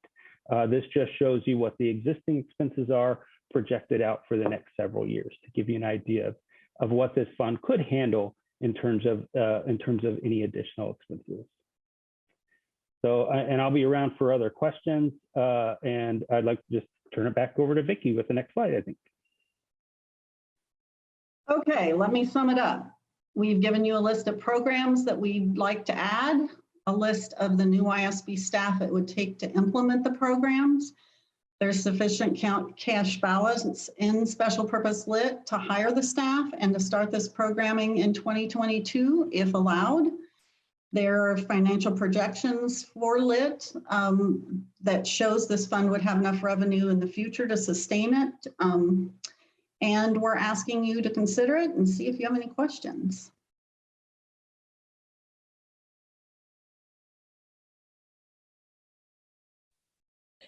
Wow, thank you. That's a lot. It's impressive. It's exciting. Let's start with some questions. Councilor Deckard. Thank you very much, and I appreciate this information. Particularly, I appreciate that analysis at the very end of potential revenue and the growth for Mr. Hatfield. I guess the two-part question I have is, number one, I always like that you all talk about evidence-based and data and using that data. Would this be evidence that would then be supplied to other portions of the state? Would we be a leader in that? I know that's always helpful, and certainly Indiana could always use that. That'd be the first part of that question. And the second part would be, how quickly could we get started with your proposal to put it into action? I know 2022 is listed, but is that like next meeting, 1 month, et cetera? I'd love to hear your comment. I want to answer the second question for sure. It is my hope, if there is a favorable discussion about this proposal, that we could ask to have a PAC meeting to look at these positions, possibly the job descriptions in March, and that we would come back to you in April asking for the appropriation. And so I could see getting the staff on board, trained, ready, and possibly implementing the programming. Oh, I'm probably gonna really be sorry I said this, as quickly as the fall of 2022. So that would be my hope. In terms of sharing data, of course, we want to share it statewide, be a pilot program, anything that we can do to help. Linda, do you or Judge or anyone else want to answer these questions? I would say one thing for sure is other communities haven't made the investment that you all have, that we have in terms of Youth Services Bureau, being able to provide services to families who may not have the funds to be able to access those kinds of services. So I would say we would be a leader in the state in being able to provide these kinds of services to anyone. You don't have to get involved in the juvenile justice system or the CHIN system to get DCS to pay for your services. And right now, that's kind of how it is in most counties. Otherwise, people are on their own to pay for those. So I think we would be a leader. And Judge Galvin, you might speak up, but I think we would be a leader in the state of Indiana. You're muted.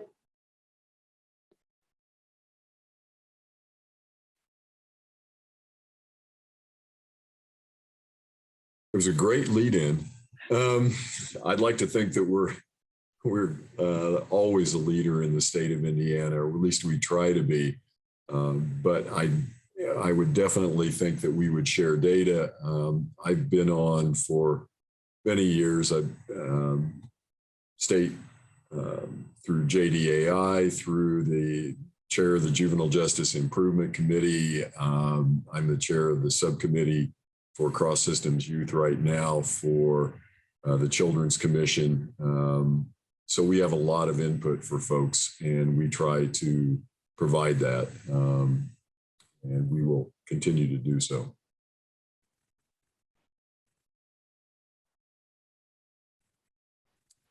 Okay, Councilor McKim. Thank you. I have two questions. One I think is very simple. You mentioned that there are other organizations in the community that are providing case management services for community youth and families, but just not enough. Who else is providing those types of case management services? Well, I believe please anybody correct me if I give wrong information. Family Solutions does, but you have to be referred by either probation or the Department of Child Services. So we would not be duplicating services there. I think Ireland might. I don't know enough about what they offer and how you can get a referral there to speak to that. I'm not sure of any other agencies besides those two. Centerstone, but the waiting list there has been reported to us to be months long. I hope I have accurate information. Thank you. I think that's pretty accurate. Thank you. Well, I apologize. DCS also has prevention dollars that they spend, which again, they utilize local sources. I think for us, what this is going to allow us to do is to focus on children who may be, to provide our own prevention for individuals who may be facing the possibility of entering delinquency court. We'd like to keep them as far away from that as we can get. So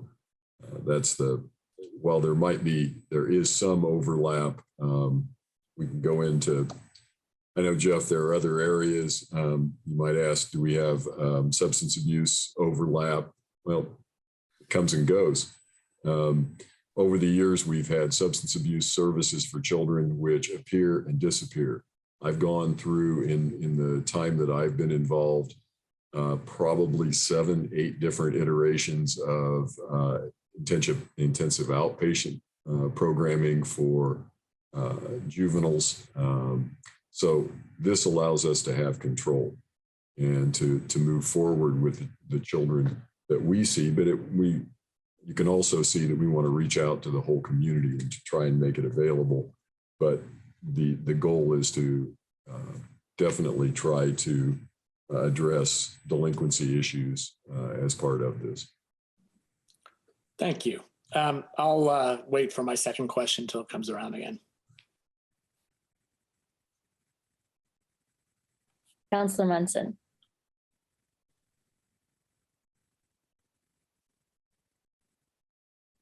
Thank you.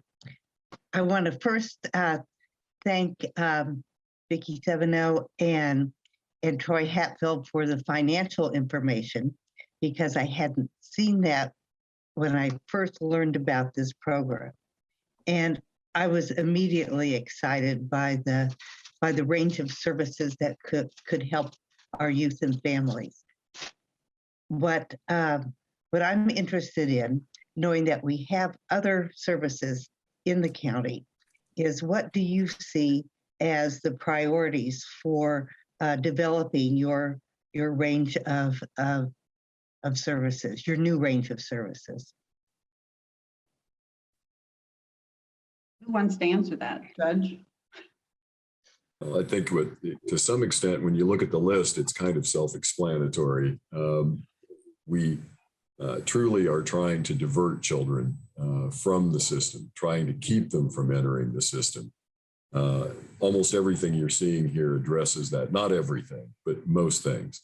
It also fills some gaps for us. Right now, as Vicki pointed out, if I need to get a psychological evaluation on a child, I generally am faced with either placing that child outside the home in order to get that evaluation. That can take a month or more, or waiting 2 months, 3 months in order to get a psychological evaluation.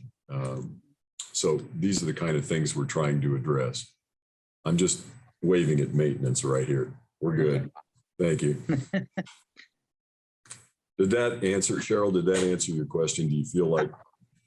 Yes, I know you you have a lot to develop, and it looks like our community can afford these important services. And I'm just wondering how you are planning to start on this, and what comes first. So I can tell you that because we already were ready to pilot the substance abuse and the truancy programs 2 years ago, we are ready to go forward with those pretty quickly. I think there is a huge number of families in this community who say my child is using drugs. I don't want to call the police on them, but we need help. Where would I take them? Well, to get individual counseling, they can wait as long as 6 months. So having that group available for families who don't have to report their children necessarily would be a priority. I think the truancy program, I can tell you that MCCSC and RBB have been begging for help with truancy issues for years, trying to not have to put the kids in the system. So we were hopeful to do that right away. I think we could throw a youth advisory council in without too much work, a little recruitment. It's also important. It's hard for me to say what is most important, but that's where we would start because we've already done the groundwork for those programs. that was excellent to hear. Thank you. Counselor Iverson. Well, let me start out with some comments, and I have a question. First of all, I really want to thank this team for their leadership, and in particular, you, Linda. One of the things that I found incredibly helpful was reaching out and saying, you know, what do you want to hear? What do you want this presentation to look like? What's beneficial for you all? And I just, that just goes so far into building trust and to building this relationship that we have for the benefit of the children. So I wanted to really publicly thank you for that step. And the second comment that I have is that, you know, as we're looking into what to do about criminal justice as a whole in this county, it's very refreshing to hear the entire team echoing about the value of restorative justice. It's just so helpful to hear that, you know, we share similar values in this community and that we're all marching to the same beat. So I'm really thankful to hear all of that. My question is centering around one of the proposed programs, and that is the family therapy program. I think I heard it correctly that this is intended to be a short-term program. Do I have that correct? Functional family therapy. Yes. Linda's our expert. She can speak to it in great detail. So functional family therapy it's one of the best evidence-based programs as far as youth that, I mean, it's been well studied, well documented, and it has phenomenal results. So we were very lucky to have such a program here in Bloomington quite a few years ago, but the staff who had been trained in that have left the agencies, and the trainer, he is actually a Bloomington resident, Dr. Tom Sexton.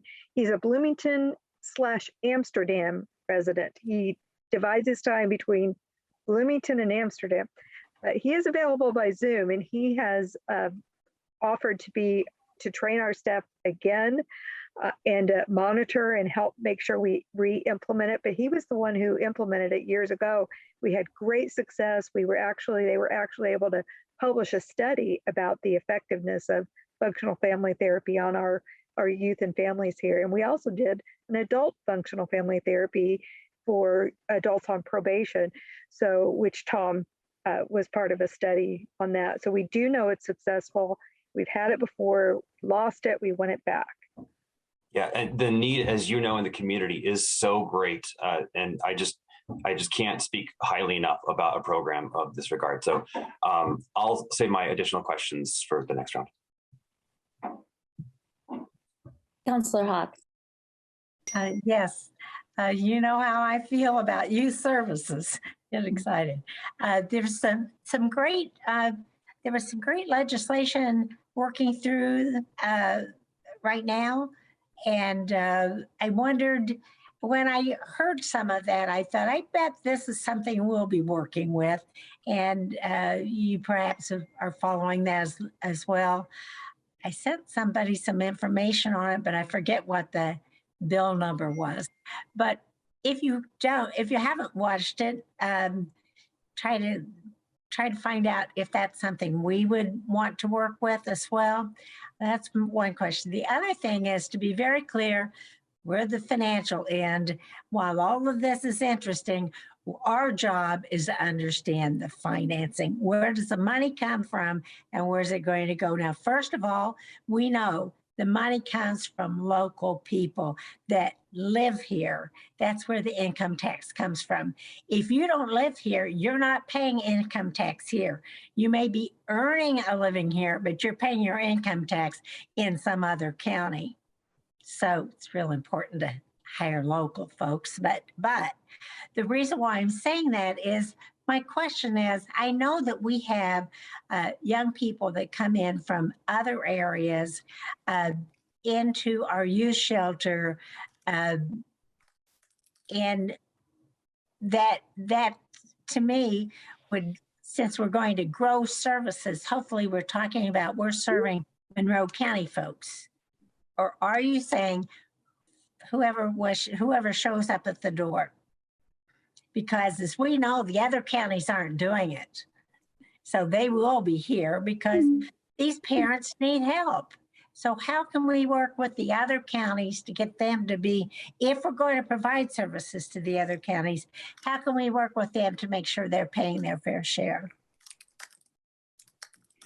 Bad question, I know, but it's one that the council needs to be asking. I think you know, Marty, that we won't turn away a youth because they're not from here, but we prioritize Monroe County youth, and we've been very lucky that we have never had to turn away someone because we didn't have room. We're allowed by license to have a few extra cots. In terms of services, serving youth outside of the families, outside of Monroe County, I don't know that we've had that discussion as a group. So you've brought up a point that I don't know how to answer. Judge, do you have some thoughts on that? Well, for those individual children placed at the shelter in the short term from out of county, which we receive per diem payments for from DCS, I would assume that they could be impacted by this, and that's to be expected. Now, when you go beyond that, when we're talking about some of the other things that are very specific, such as the diagnostic evaluations, a truancy program, I don't know how we would operate a truancy program, for instance, for out-of-county youth. But I could foresee that they could get some substance abuse treatment while they're here, while they're in placement. So I think that I wouldn't want to discount that, and I would think that that is something that we would want to make available to them, for instance, substance abuse treatment if we were able to do so, if they were with us for a sufficient amount of time. But when you look at the other things that are included here, parenting, that's going to be Monroe County Youth and Families, flex funding, obviously, Monroe County. Okay, that's exactly what I was hoping to hear, because of course, if they're already placed here, and we know we're not going to turn some young folks away that need to have a bed. I mean, we just wouldn't ever. And they should receive services while they're there, of course.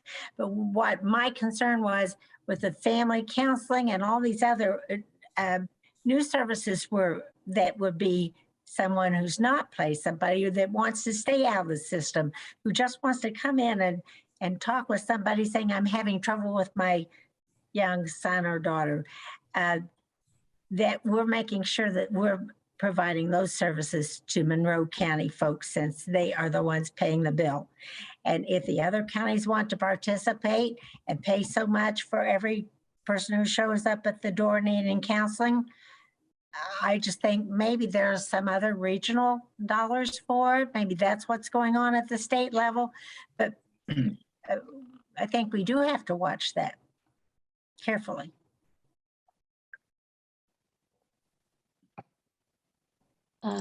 Councillor McKim. Thanks. This is a question I wish I had sent to you all in advance, but you talk a lot about data, and clearly there's some serious effort in this plan towards gathering and making use of data. I'm just kind of curious what the kind of big picture metrics that you might be looking at to see if you're going in the right direction. If this is having an impact.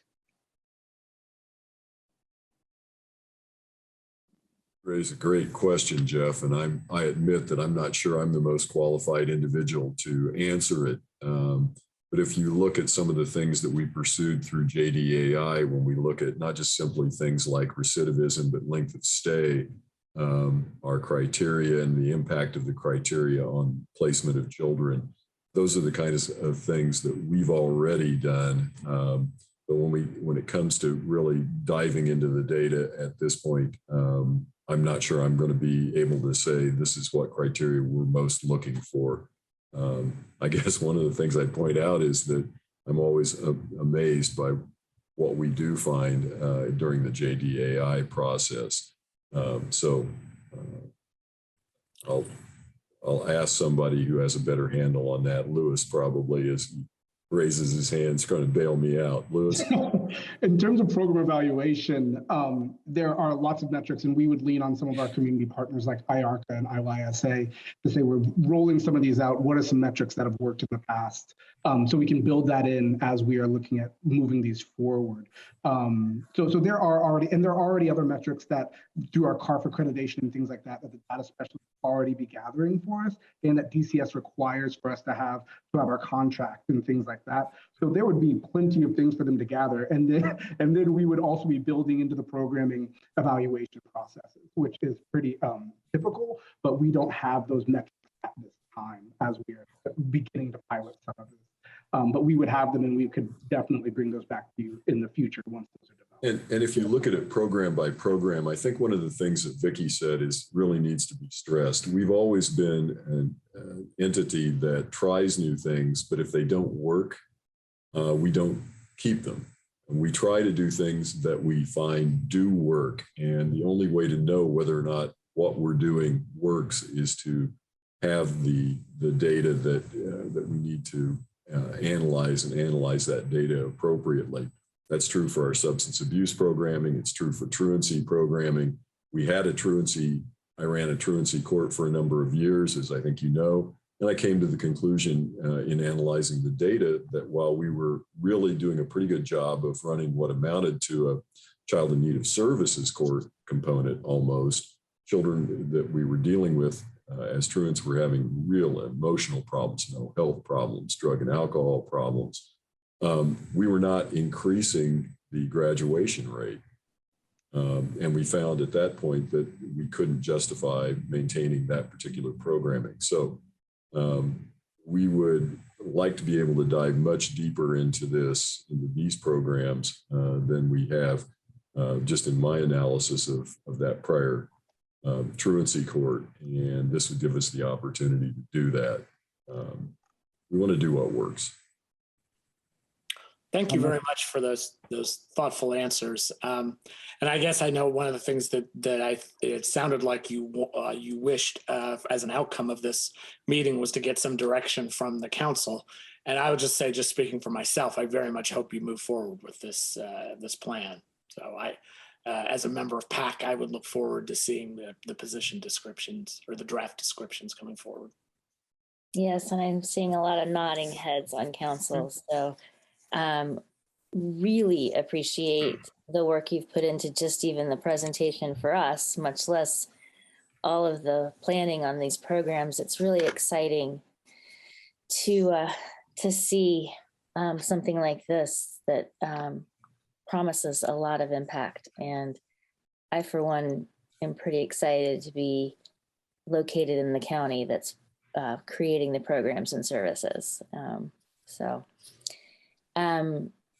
I'm going to suggest that any further questions be directed via email to the team, just in the interest of moving our agenda forward. But thanks again, and please proceed, and we will see you again soon. Thank you. Thank you very much. Take care. Thank you. Thank you. All right. We actually have Linda Brady again for our next item. Yeah. Darn it, I thought I was getting quiet. No. Trent. Council, I move to approve the probation department's request to add clarifying language to the job description for the probation officer assistant part-time. Second. Yeah, do you want to give us just an overview real quick? Yes, I brought this before the PAC already and had a favorable recommendation to bring it to the full council. Basically, with the probation officer assistants, one of their primary jobs is doing observed urine drug testing. And we match by gender, the collector to the client. And we've been having quite a bit of trouble hiring males for whatever reason. And I wanted to be able to advertise when we need males or females that we can advertise specifically. And I was advised by the county legal that to do that, we needed to put that into the job description, that we do observed urine drug testing with persons of the same gender. And then David Schilling suggested adding gender identity to that. So this is based on recommendation from legal, so that we can try to seek employees that match what the job needs. Okay. That's it. With recommendations from legal and PAC. Okay. Ducks are in a row, so let's go to questions. Councilor Iverson. I just wanted to say that we had a really great conversation about this in PAC, and I wanted to highlight the comments made by Councilmember McKim during that session to really highlight the fact that our understanding of gender is changing, and that we really need to be inclusive when it comes to gender. So that was a really great conversation, and I'm glad we had it. So I'm glad to forward a positive recommendation here. Are there any other questions or comments on this item? Okay, great. I think we can ask for public comment. And checking. Oh, Councilor Hawk. Do we need to read exactly the wording that we're putting in there for the change? The change, does that need to be read into it? I don't care one way or the other. I don't think it does, because we don't read job description language typically. It's not necessary for me. I just thought that was the purpose of having Well, we've also said we're not changing any job descriptions this year. So I think the purpose here is that this is necessary, just by our own kind of declaration. Yeah, that's right. Uh-huh. Right, never. Okay. Yes, I wouldn't have brought it before if it wasn't from county legal making that recommendation. Okay. Councilor McKim?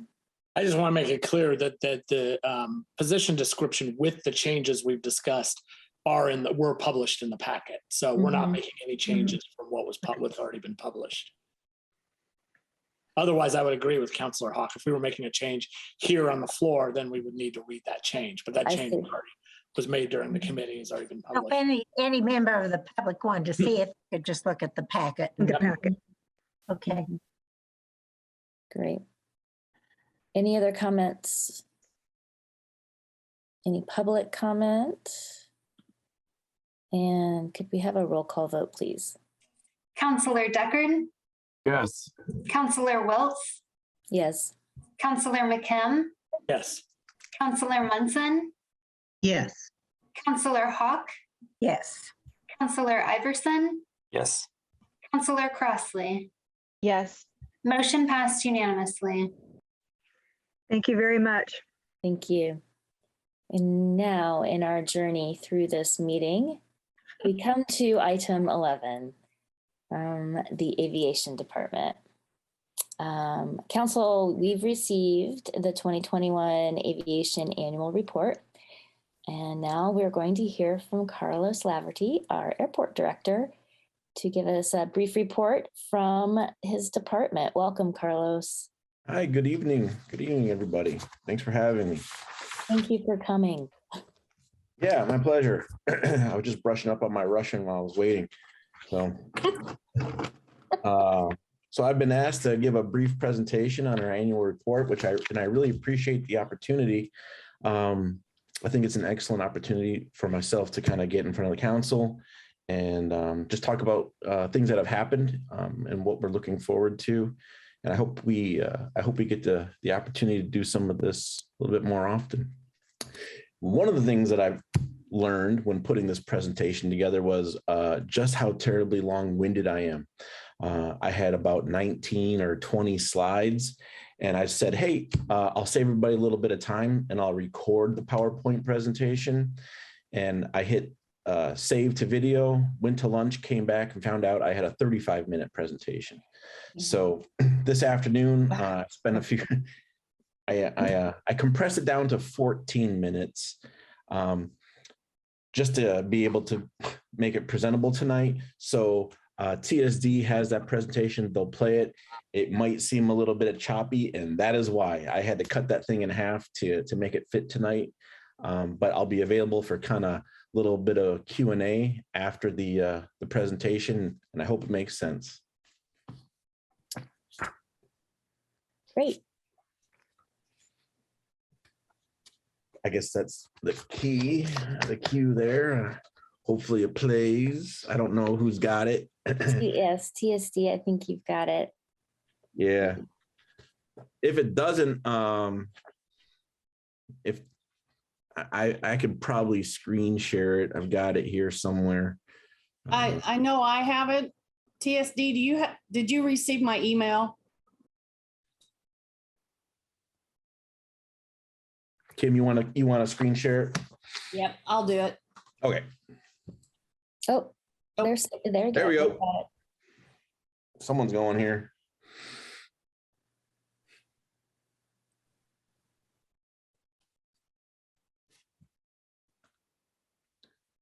Okay, in order to have sound sharing though, you have to optimize the screen sharing for sound.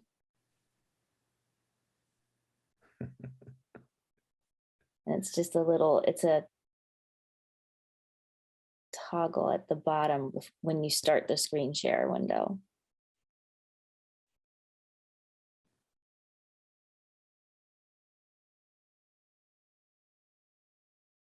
Okay, am I the only one not hearing this? No, I don't hear it. Okay. I don't hear. So we're going to be Yeah, I heard some sound. It's coming. The Monroe County Board of Aviation Commissioners for 2021 was comprised of Dr. Pugh as president, Ken Ritchie as vice president, Pat Murphy treasurer, and Gene Devane secretary. All of those gentlemen have been on the board for multiple years. Gene, most notably, with over 34 years of serving on the airport board during two different tenures. So 2021 was kind of the year of uncertainty. We had come out of the worst of the pandemic, unbeknownst to us at that time, and we just didn't know what to expect. We didn't know how long the lockdowns were going to drag on, if more were coming. We didn't know what air travel trends were going to be like. So 2021 was kind of the year in limbo. Well, we just kind of waited to see what was going to happen. We couldn't really plan for very much when it came to marketing or community outreach. And I just feel like it was a little bit of a wasted year as far as those endeavors. However, as you'll see a little bit later on, it ended up being a very significant year for us for revenue generation and air traffic operation levels. We saw quite the rebound in 2021.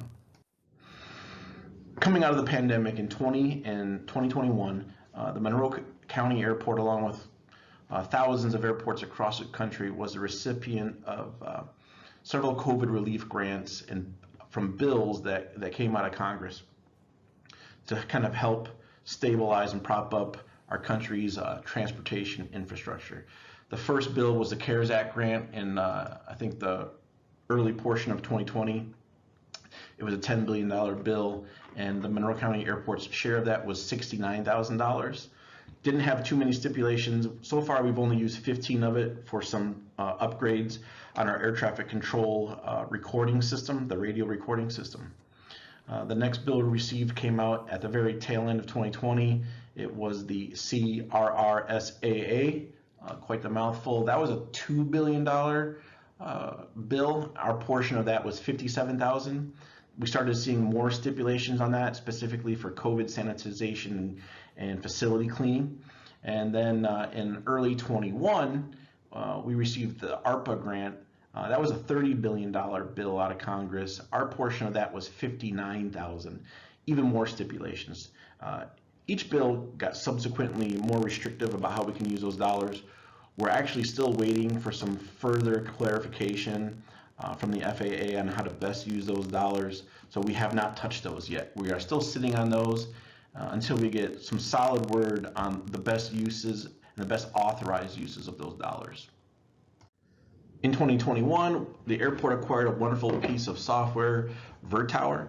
It serves as a virtual radar tower via an ADS-B antenna, which tracks the transponder signals that all aircraft, virtually all aircraft, send out to the sky. That information is collected by satellites, and that's how you're using apps like FlightAware and Flight Radar. Well, we have our own antenna here on our air traffic control tower that collects that information from just about any plane within 400 or 500 miles, and it allows us to track all aircraft that come and go from our airport, who they belong to, the type of aircraft they are, and it allows us to better and more efficiently assess landing fees and bill for those landing fees for our heavy users over 12,500 pounds. As you can see on the left, it'll also give us a real in time, up to the second look of all aircraft in our airspace, and we provide that information on a screen to our air traffic control tower to use as a visual aid when they are controlling our airspace. And it's just another tool, another way for the Monroe County Airport to provide a very safe operating environment for our air users. Another acquisition for the airport, and something I find very exciting, was the acquisition of AeroSimple. And it's a software suite specific to airports that have to comply with FAA Regulation 139, where we have all these additional inspections and documentation and training that we have to show the FAA if we're going to receive these air carrier flights. So we have to live up to the same requirements that IND or even Chicago O'Hare does when it comes to the training of our staff, the training of our firefighters, and the inspection and maintenance requirements on our airfield.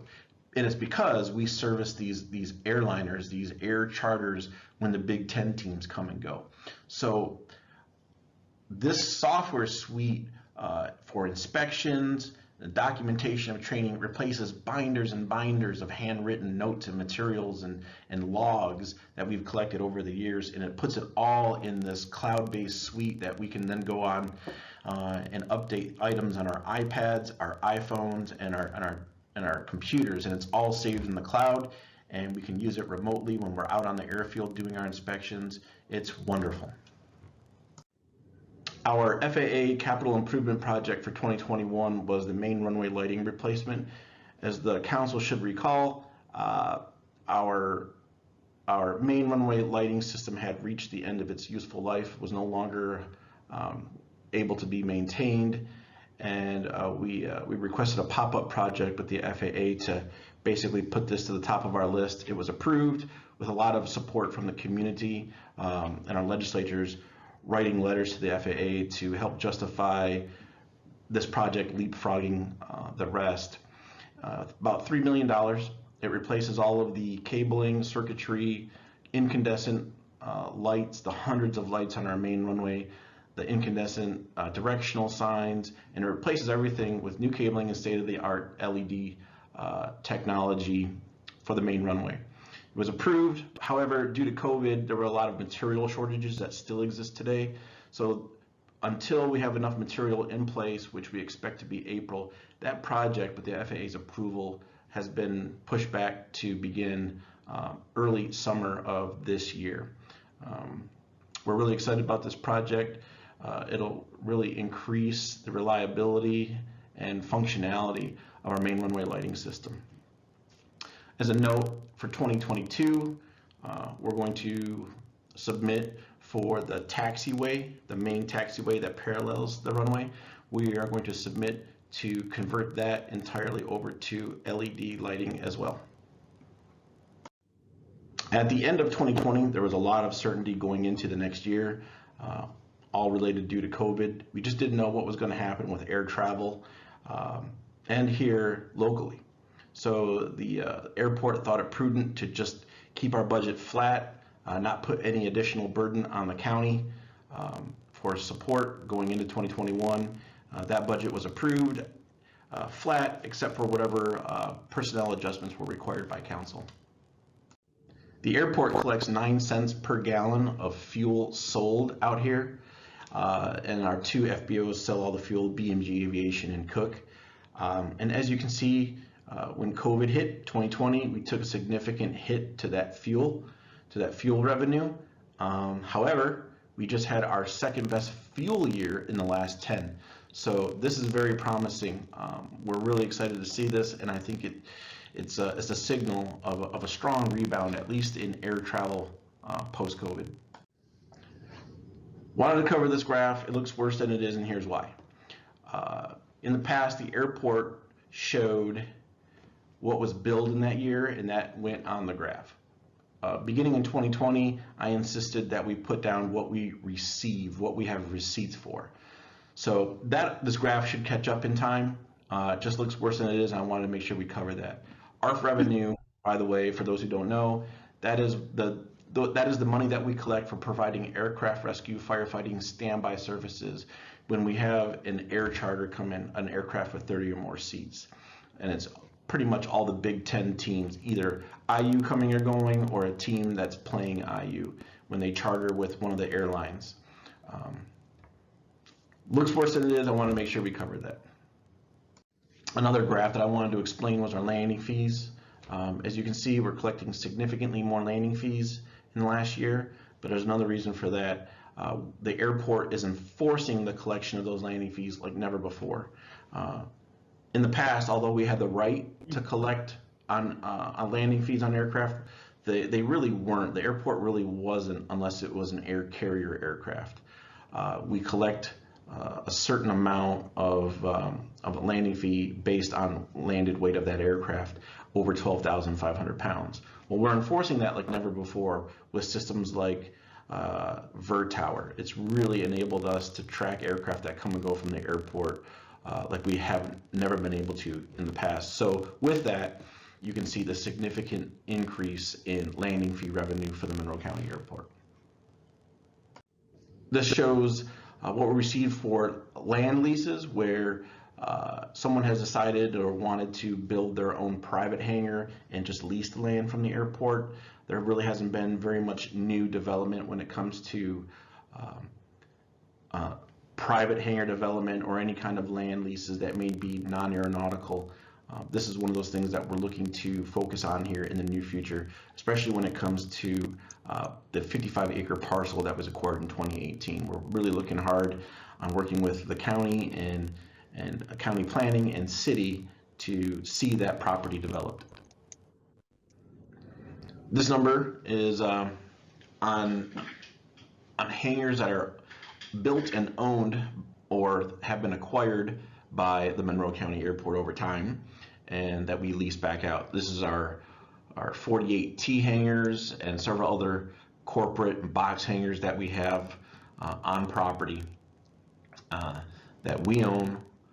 We either built them ourselves or that lease has matured and that property has reverted back to airport ownership, and then we lease it back out. Office rent has been improving after a few years of no office rent. We, as everybody kind of knows, we have the barber here and the airport admin building, and then Ivy Tech put their automotive department, their automotive technology department, in one of the existing airport structures. It used to be our old maintenance facility, and there was a couple of garage bays, and it turned out to be an excellent location for Ivy Tech. So in 2020, they relocated here, and we count that towards office rent. So non-aviation, barber, Ivy Tech, but still allowable by FAA code. So we're going to take advantage of it. And like I mentioned earlier, we're going to see what we can do in other parts of the airport that are not tied into the airfield to generate some non-aeronautical revenue in those areas. The air traffic control tower is a contract tower. It is not federal, so we have to pay a share to operate that tower. The Monroe County share for that air traffic control tower is a little over $82,000. The total cost of the annual operation is $515,000. We're getting a pretty good deal, 16% share. This is the slide that gives me the most optimism coming out of 2020. 2021 was our third busiest year out of the last 10 for all aircraft operations, either private or commercial, you name it. And we only missed our second best year by about 30 flights. So coming out of the worst year ever and the pandemic, we're bouncing right back. It's strong, and it gives me a lot of optimism for the Monroe County Airport in 2022. Just a little note here showing our monthly average operations. Pretty consistently now, the busiest time of year for the Monroe County Airport is leading up to the commencement of the school year, and then really football season, basketball season, and then we see a lull in the first couple quarters of the year. I encourage anyone to come out and look at our ramp during the move-in period for IU right before school starts. The ramp is just hopping. It's quite the sight. Thanks for your time. I think as we've kind of displayed here, 2020 and 21 were very unique, very difficult times, but as the data shows, we are recovering significantly and having some milestone years here, and I think that trend is going to continue. We'll see though. COVID is still around. Well, we'll see what's in store, but I think there's a lot more optimism than pessimism. I'm here if you have any further questions, and thanks for your time.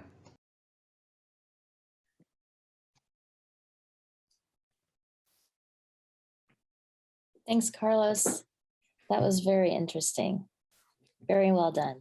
Good editing skills as well. Counselor Hawk. Oh. So many times, folks who are not accustomed to understanding what we do at the airport and why it makes a difference to them, they'll say, well, I'm never going to get on a plane out there. Why should my local taxes pay for it?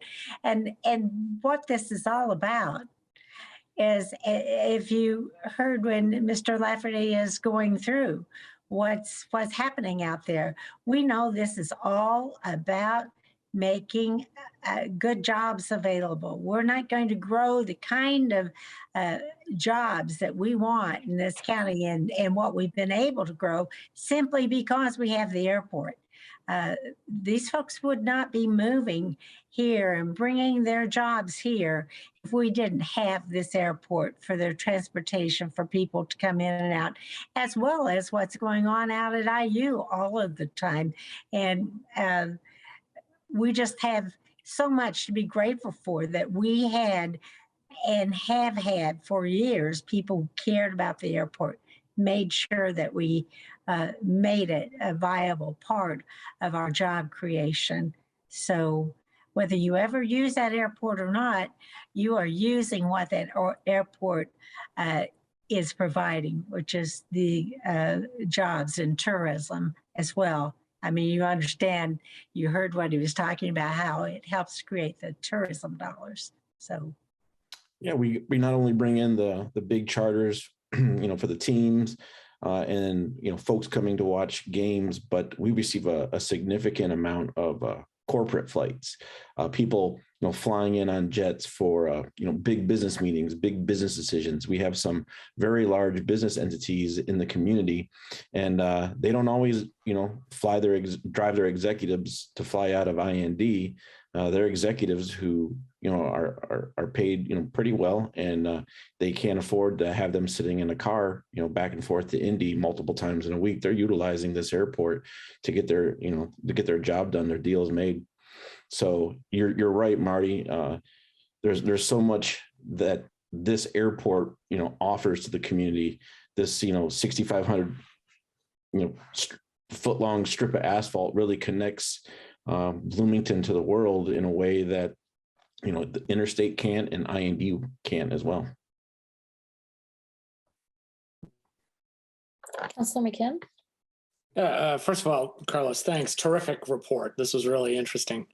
I found the landing fees graph intriguing also, and quite impressive. I'm certainly glad that we're applying our fees in an even-handed manner. I'm just curious if you got any pushback from pilots or owners. Started being stricter about the fees. Yeah, it's a very excellent question, very fair question. And actually, no. Well, of course, yeah, there were some conversations had, but honestly, we've built almost thousands of aircraft over since the end of 2020, since September 2020 is when we started. And I think we've had maybe 3 complaints. One was a fella who has a home in like Boca Raton and another home up somewhere in Minneapolis, and refused to ever bring his private jet here again because we were charging him a $12 landing fee. And I said, okay, all right, okay. Nice knowing you, but it is what it is. But because he was a long-standing customer of the airport and he wasn't informed of the landing fee beforehand, I waived his $12 fee, and he said he might come back someday. So hopefully we see him. And and the other one of the biggest and most significant complaints we received was from one of our FBOs, our resident service providers. They fuel aircraft and they provide charters, and they were really concerned that the implementation of these landing fees was going to drive people off, and I think that was a very legitimate concern. But we worked with them, and one of the things about Monroe County Airport is historically they've been very hesitant to implement these fees. But we kind of had the conversations, and we discussed the fact that these fees are at airports all over the country and the world. You leave the United States and the landing fees are very expensive. They're very low here, very conservative. You fly a $3 million, old King Air, which is about 12,500 pounds, when they fill up with fuel, they're paying about $1,000 of fuel. And they're doing this day in, day out all across the country, paying, lodging fees for their air crew to stay at hotels across the country. They don't bat an eye at a $10, $12 landing fee. And after about a few months of the landing fees and realizing that nobody was flinching and it wasn't driving anybody away, the complaints kind of took care of themselves. Thank you. Very, very interesting. Also, just one quick, this is actually a question from a constituent, but has the airport already started to plan for any events out at the airport for the solar eclipse? We're talking about it. Yeah, I'm glad you asked. It's coming right over airport property, basically. Like It's just right over the quarry. No, it's perfect. Yeah. Yeah, it's going to come right over the quarry. There's an airport in Tennessee that experienced the same thing a few years ago. And we're reaching out to them and asking them what they did. I'm thinking one of the I shouldn't say this in public, but it's a joke. But we were speaking of landing fees. I'm like, man, we should have for one day or maybe 2 days, we should charge a $100 landing fee for everybody. But what I hear is that, yeah, people fly in, swarm the airport for a day or two. So we're expecting a big influx of aircraft, and we need to be prepared for that. So that's a very good question. Cool. Thank you. Wow. Councilor Iverson. Yeah, great presentation. Love the video. That's wonderful. As we were talking about people flying in, flying out of our airports, it brought to my mind something that you had talked about before when you come to council, which is not the executives flying out in their private jets, but maybe, like folks like the rest of us. And how there are some smaller airlines that are looking at, these types of airports to do maybe a ride sharing program or something like that. I don't remember all the details, but, is that 5 years out, 10 years out? What are we looking at here? Yeah, I don't know. It's the previous, I think previous to 96, we did have air service.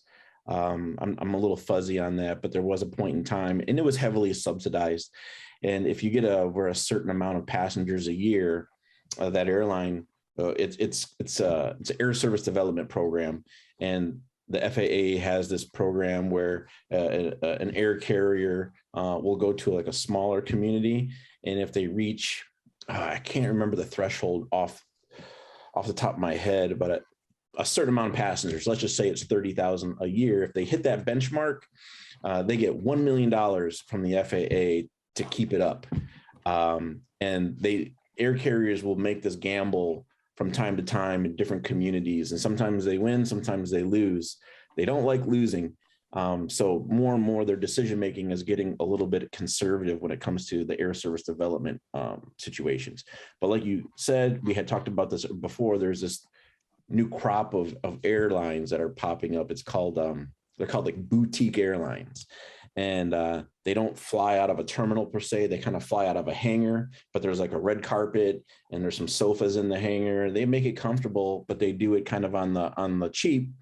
But they'll fly you from someplace and they're mostly out west right now, but they would fly you in theory someplace like Bloomington, where there is an economy, and there's people who are making some decent salaries, and they'll do a once a day or maybe 3 times a week to a connection in Chicago or something. So those are kind of growing in popularity pretty rapidly, because they give you this private jet feel on a small Embraer or something like that, a small regional jet. And the tickets aren't very bad. So these airlines are something that I personally have on my radar. I'm not going to, we're not in a situation right now where we're going to go for broke and try to attract an air carrier for a couple of reasons. One of them, I'm glad you asked about, because I want to hit on that before I log off tonight. And I'm going to make a note here to mention it. But I think it would be great. But we'd have to get our ducks in a row before that happens. And there's a few things that would make us more attractive to these air carriers. But I think I invited everyone to attend this conference with me in Minneapolis. And I believe at at that session, there is going to be, I think it's that conference, there's going to be a roundtable, and it's with an air service development specialist who is connected with he connects airports with these air carriers who are looking for new opportunities. And I'm really curious to kind of hear what they're looking for. I've got friends at other airports across the country. One of my friends just landed their very first airline at an airport in California. So I get to pick his brain quite often. But it's something that's on our radar. And I think Bloomington stands a good chance maybe in the next 5 to 10 years if we get our ducks in a row. And one of the things that I think we would really have to consider and work on if we are serious about attracting air service is the development of terminal building. And I am not talking about something huge and elaborate. We're just not that market. But there's terminals, and I would kind of consider it something like a community terminal. We right now we're putting about 3,500 air carrier passengers through the airport a year. And those are the athletes, the Big Ten athletes that are coming and going. And right now, when they come or go from our airport, they're doing it either in a garage. Our FBO has a garage, and the athletes come off the bus, they get screened through TSA in a garage, and then they walk out to the airplane. Or if it's a smaller plane that doesn't require TSA, they bus them right up onto the tarmac, then they get out and they get on the plane. Raining or not, snowing or not, doesn't matter. We don't have a proper terminal building. We have a small administrative building that has an awning that goes out to the ramp, but there's nowhere for security. There's no real place for anywhere from 30 to 75 passengers to kind of wait for that airplane. And then when they go out to a plane, they're not really protected from the elements. Right now, as part of that bipartisan infrastructure deal that was passed, the FAA is kind of doing some really cool projects that they almost never do. They're allowing dollars to be spent, federal grant dollars to be spent for terminal buildings and air traffic control towers. That is something that only the big airports typically get to use their passengers facility charges for. We don't get the ability to charge PFCs. But now they're making this pot of money available as part of this BIL program for towers and terminals. So we put our hat in the ring. We told the FAA, we want a tower. Hey, we want a terminal building. It's a Hail Mary shot. It might not work. They might tell us to get lost. But we told the FAA a couple of weeks ago, put us on that list. Let's talk about it. So we'll see if that goes anywhere. Because if they fund that at 90%, that's a once in a lifetime opportunity. The FAA never allows, these non-hub airports like us to spend grant money on basically non-airfield capital projects. But because the BIL passed and someone thought it'd be a great idea, we have the opportunity. So that's something that we're throwing that Hail Mary toss up there for. All right. Thank you. If it doesn't work, we can have some other conversations down the road, because if we have a community terminal, like I'm kind of envisioning, it could be a lot of things that could serve the community, not even just air passengers. Sometimes if I keep thinking about like movable walls, someplace where you could have like vaccination clinics, a community space where when we don't have these air carrier flights, it could be used for other things. One of the things I found out during 2020 and 2021 was that there seems to be a lack of community spaces like that. I was being contacted and asked if we could hold clinics for various reasons. And because everybody thinks the airport has these big buildings and big wide open spaces, and we just don't right now. Interesting. All kinds of possibilities. That's really cool. Thanks for sharing. Are there any other questions for Mr. Laverty? Well, I just want to say thanks again for being here and sharing all this cool information. It's one thing to read a report, but you really bring it to life when you come visit us. So we appreciate it. And the offer still stands. Anybody wants a tour of the airport and to see some of the things that we're working on or doing, please just, email me, call me. I'd be happy to show anybody around anytime. Sounds great. All right. You take care. Thank you. Thank you. Have a good night. Good night. All righty. We are on to number 12. And we are back with Penny Goddell from our health department. Council, I move to open for discussion the health department's request to use state and local fiscal recovery plan funds for the COVID-19 after action report. Second. Hello. Hi, I don't know how I follow those last two reports. They were fantastic. And I will put in a plug for a tour of the airport. Before the pandemic, we had a staff for whenever that was, 3 years ago, whatever. We had a staff retreat and went out and took a tour, and it was fabulous. So learned a lot, staff loved it. So I would encourage you to go take a tour if you haven't. I will try to make this request short. Before Margie Rice left, we had talked about this with the pandemic. We certainly need to do and want to do an after action report so that we can assess what we did well, what we could improve on in the future. I hope that we never see another pandemic, certainly nothing like this, but something will come along and we'll need lessons learned. The preparedness grant that we have does have one of our deliverables is to do an after action report this year. And that grant ends in June. The grant cycle ends in June. And of course, originally when that came out, things will be calming down and we'll be able to, enlist a little bit of help and get that done. But the scale of this pandemic is really beyond our internal capacity. And there have been so many different partners that we need to hear from, that we really felt like we needed that third-party help to do this. And then our partners get to speak more freely because it's not us asking the questions, it's this other person, and we can be a part of those conversations as well. So, Margie actually had suggested that this might be appropriate for what was the ARPA funds. We did take this to the commissioners and they actually, they supported the after action report, but felt that there may be other funds that council may support this, but may have other funds that you felt were more appropriate for the help. I don't have an exact, we've started trying to get some estimates, if you will, some quotes. In this, I estimated anywhere from 10 to 40,000. We did actually get a quote that came in yesterday, and we have a call set up with them tomorrow to talk more in detail. And this is the same group, it's Resilient Strategies LLC, and they're the same group that's actually doing the after action reports for the Indiana Department of Health.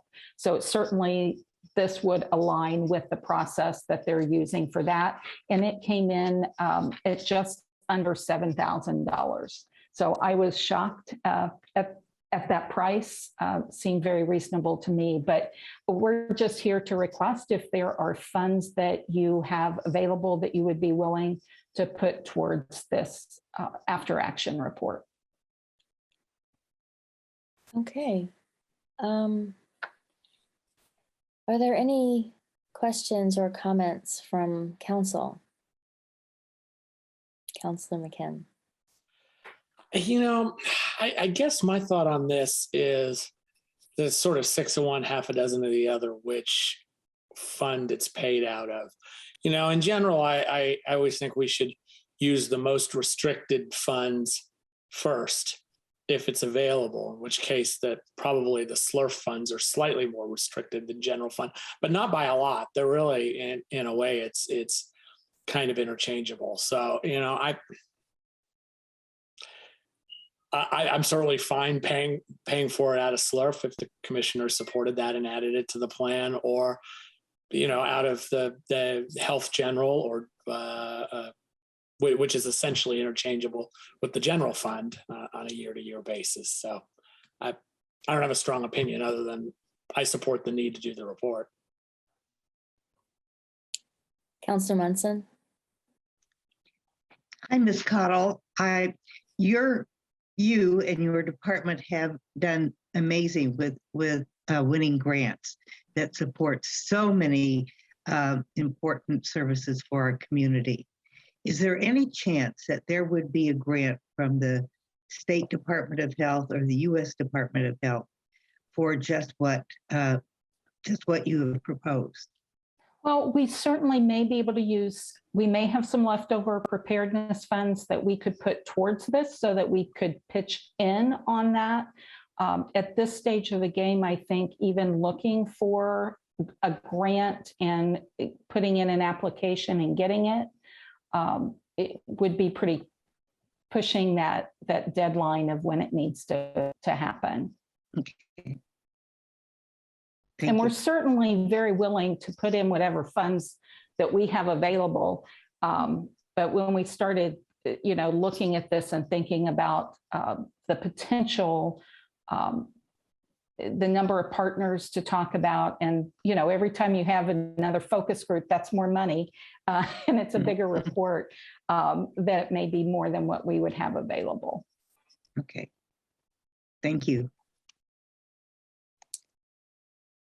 Well, I certainly feel like we got to do it, and it will certainly be beneficial. We have to learn from our experiences, and that's exactly why this type of report exists. So tonight we're just discussing and kind of figuring out what can be done. I've mentioned multiple times that I really do think we need to be just careful about whittling away at ARPA funds. And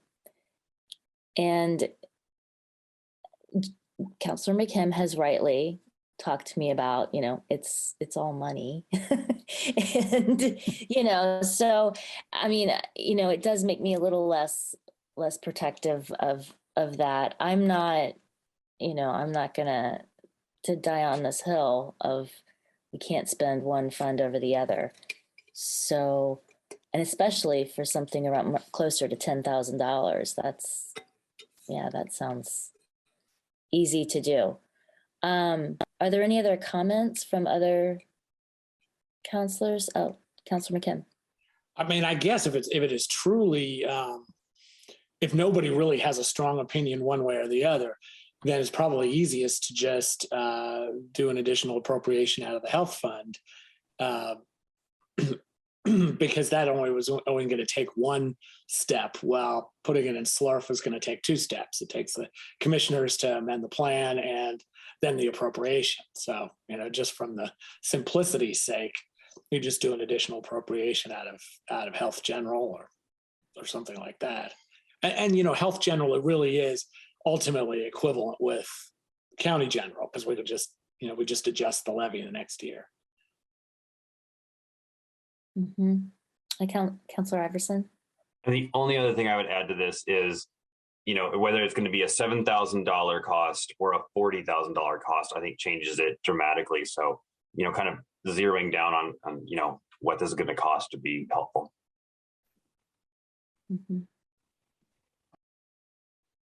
Okay. So I think that coming back to, I mean, this is not something we can appropriate when we don't know exactly what you're looking for. So coming back to us with an additional request would be the way to go. Commissioner Thomas. Yes, if I might.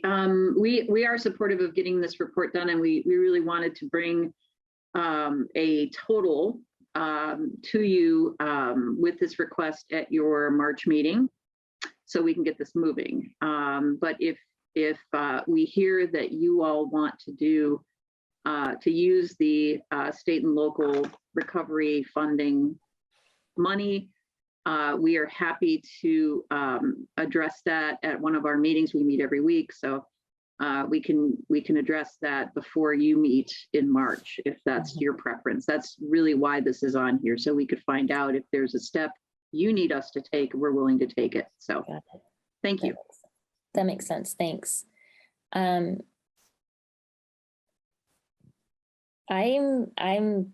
thinking do the health fund appropriation, and unless I'm hearing big concerns on that. No, okay. Then that's what we'll plan to do then. Go that direction. Just keep it simple. Councilor Deckard? Thank you very much. I don't have strong thoughts. I do like Councilor Wiltz. I do often worry about any whittling down of things and how we make sure that we get the most bang for those dollars possible. I can think you can make good arguments on everything for that. I do wholeheartedly support this after action report. And I would even go one step further. I think that people for decades will, hopefully for decades, not out of necessity, but they will want to look at this for a variety of reasons.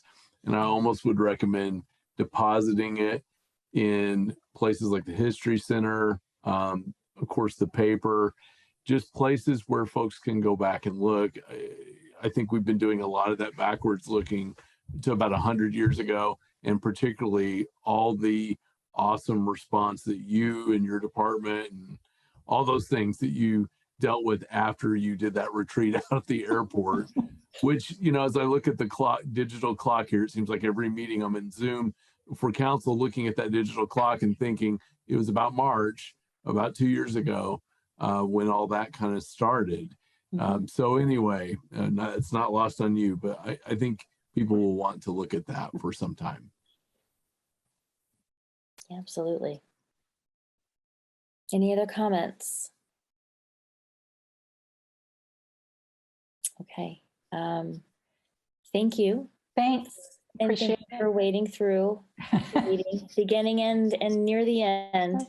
Appreciate it. That's all right. Thanks so much. Appreciate the support. All right. Take care. We are now on to item 14 from the council office. Council, I move to approve resolution 2022-07 Personnel Administration Committee schedule meetings for 2022 and to forward to all media outlets as required. Second.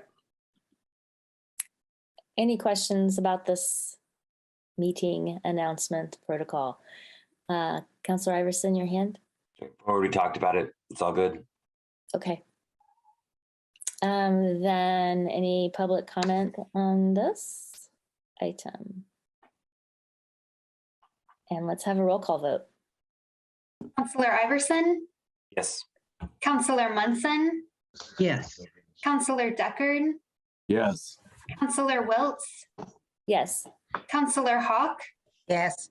Councilor McKim, Yes. Councilor Crossley. Yes. Motion passed unanimously. Thank you. And item B of the same number. Council, I move to approve resolution 2022-08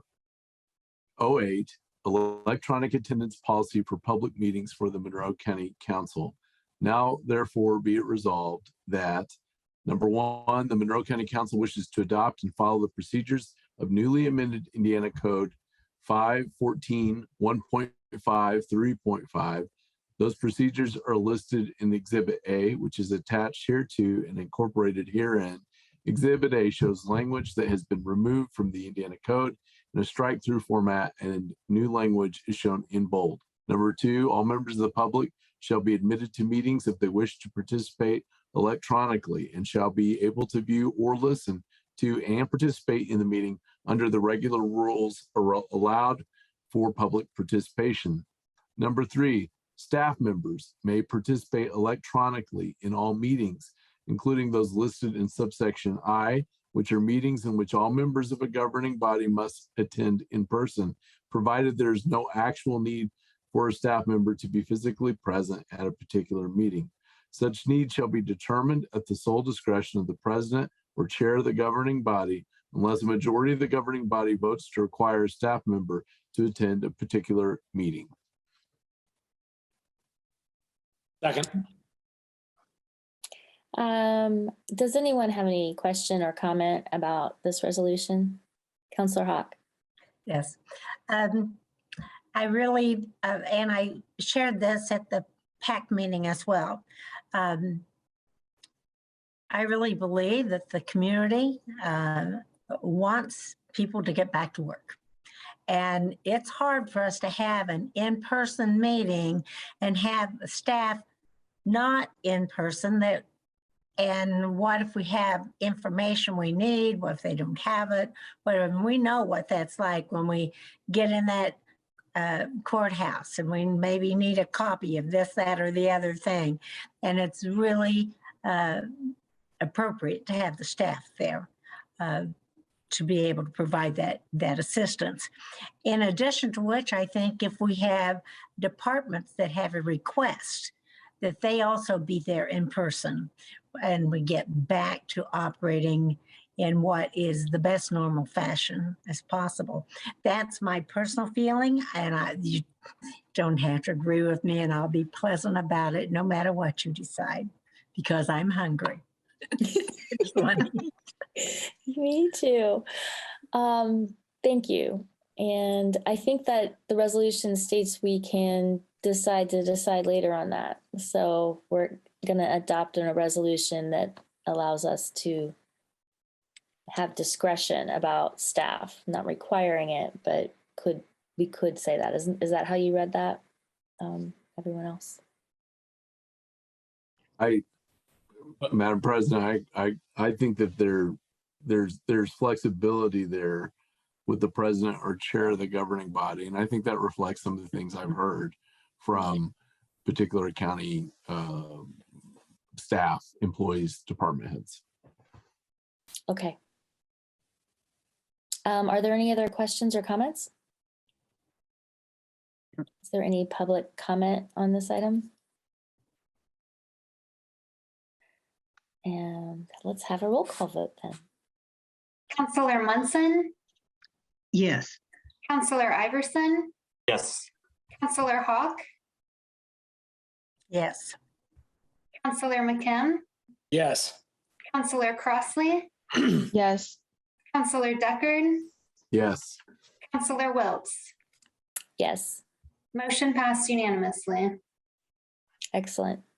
Item C is going to be very brief. I just want to let you all know that the council office is proceeding with gathering information from Indiana counties in order to inform some decision making at a future meeting. And I will continue to update you, but we are looking across the state at elected officials' salaries and relevant information.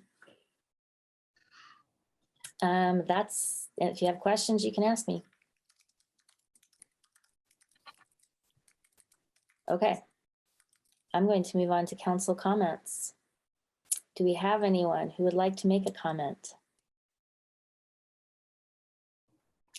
Councilor McKim. Yes. So first, as many of you already know, our planning director, Larry Wilson, will be retiring at the end of this month, which is just a few short days away. Larry has served Monroe County as the planning director for over 11 years, which is a really long tenure for a planning director. And we will miss his leadership and expertise greatly. By rule, the assistant planning director, Jackie Nestor-Jelen, will automatically serve as acting planning director, and the Plan Commission has an active search in process for a permanent replacement. And then second, on a different matter, I'm really hoping that we can all, council and commissioners, figure out a way to work constructively with the city to finally move forward on expanding our Monroe Convention Center. And we've now been collecting the food and beverage tax from both local diners and visitors for 4 years. And I think we can all agree that the revenue from that tax has exceeded all expectations, even during a pandemic that temporarily completely shut restaurants down. I think we owe it to the people who are paying this tax to use it for what we told the public we were adopting the tax for, to expand our county's convention center. And I know the annexation attempt has made it challenging to work constructively with the city, but I'm hoping that as the dust clears from that, we can figure out a way to move forward together. And in addition, although I don't want to spend time here talking about the details, there is some live legislation in Indianapolis that may set some time limits on the tax. In any case, I really hope we can have some more detailed discussions on this topic in the near future. So thank you. Thank you. Councilor Munson. I want to follow what Councilor McKim just said. The Food and Beverage Tax Advisory Commission, which my fellow councilors asked me to serve on again, will soon have its annual report for 2021. It is the city's turn this year to prepare the report. So, so I'm helping the city representative do this because he's brand new to the tax commission. And when the report is ready, the tax commission will meet, and then we will, according to ordinance, come back and make a presentation of that to all of you. And I certainly think that everybody involved with the process of collecting the taxes and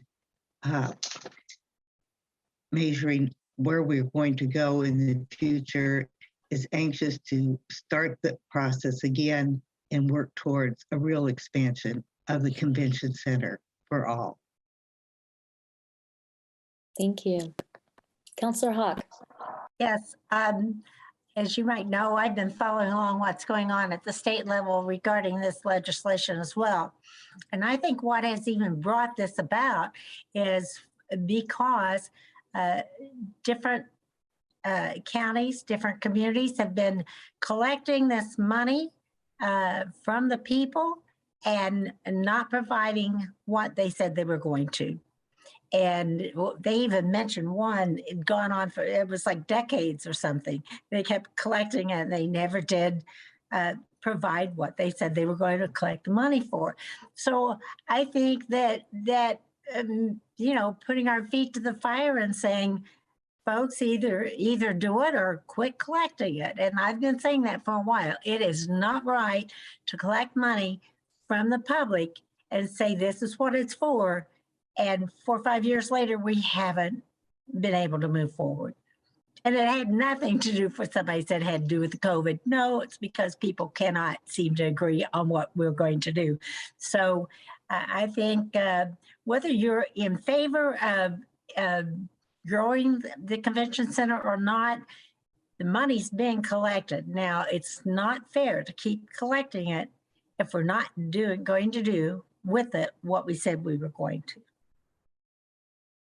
And the other thing to watch at the state level, folks, is that over 65, oh yes, I'm interested in people over 65, they've raised, if this goes through, as it's being presented and has been voted on, the value, the assessed value, the market value of the property can be like $300,000 instead of $200,000. That's going to open up the doors for so many more folks who can receive that over 65 circuit breaker. Huge help to them.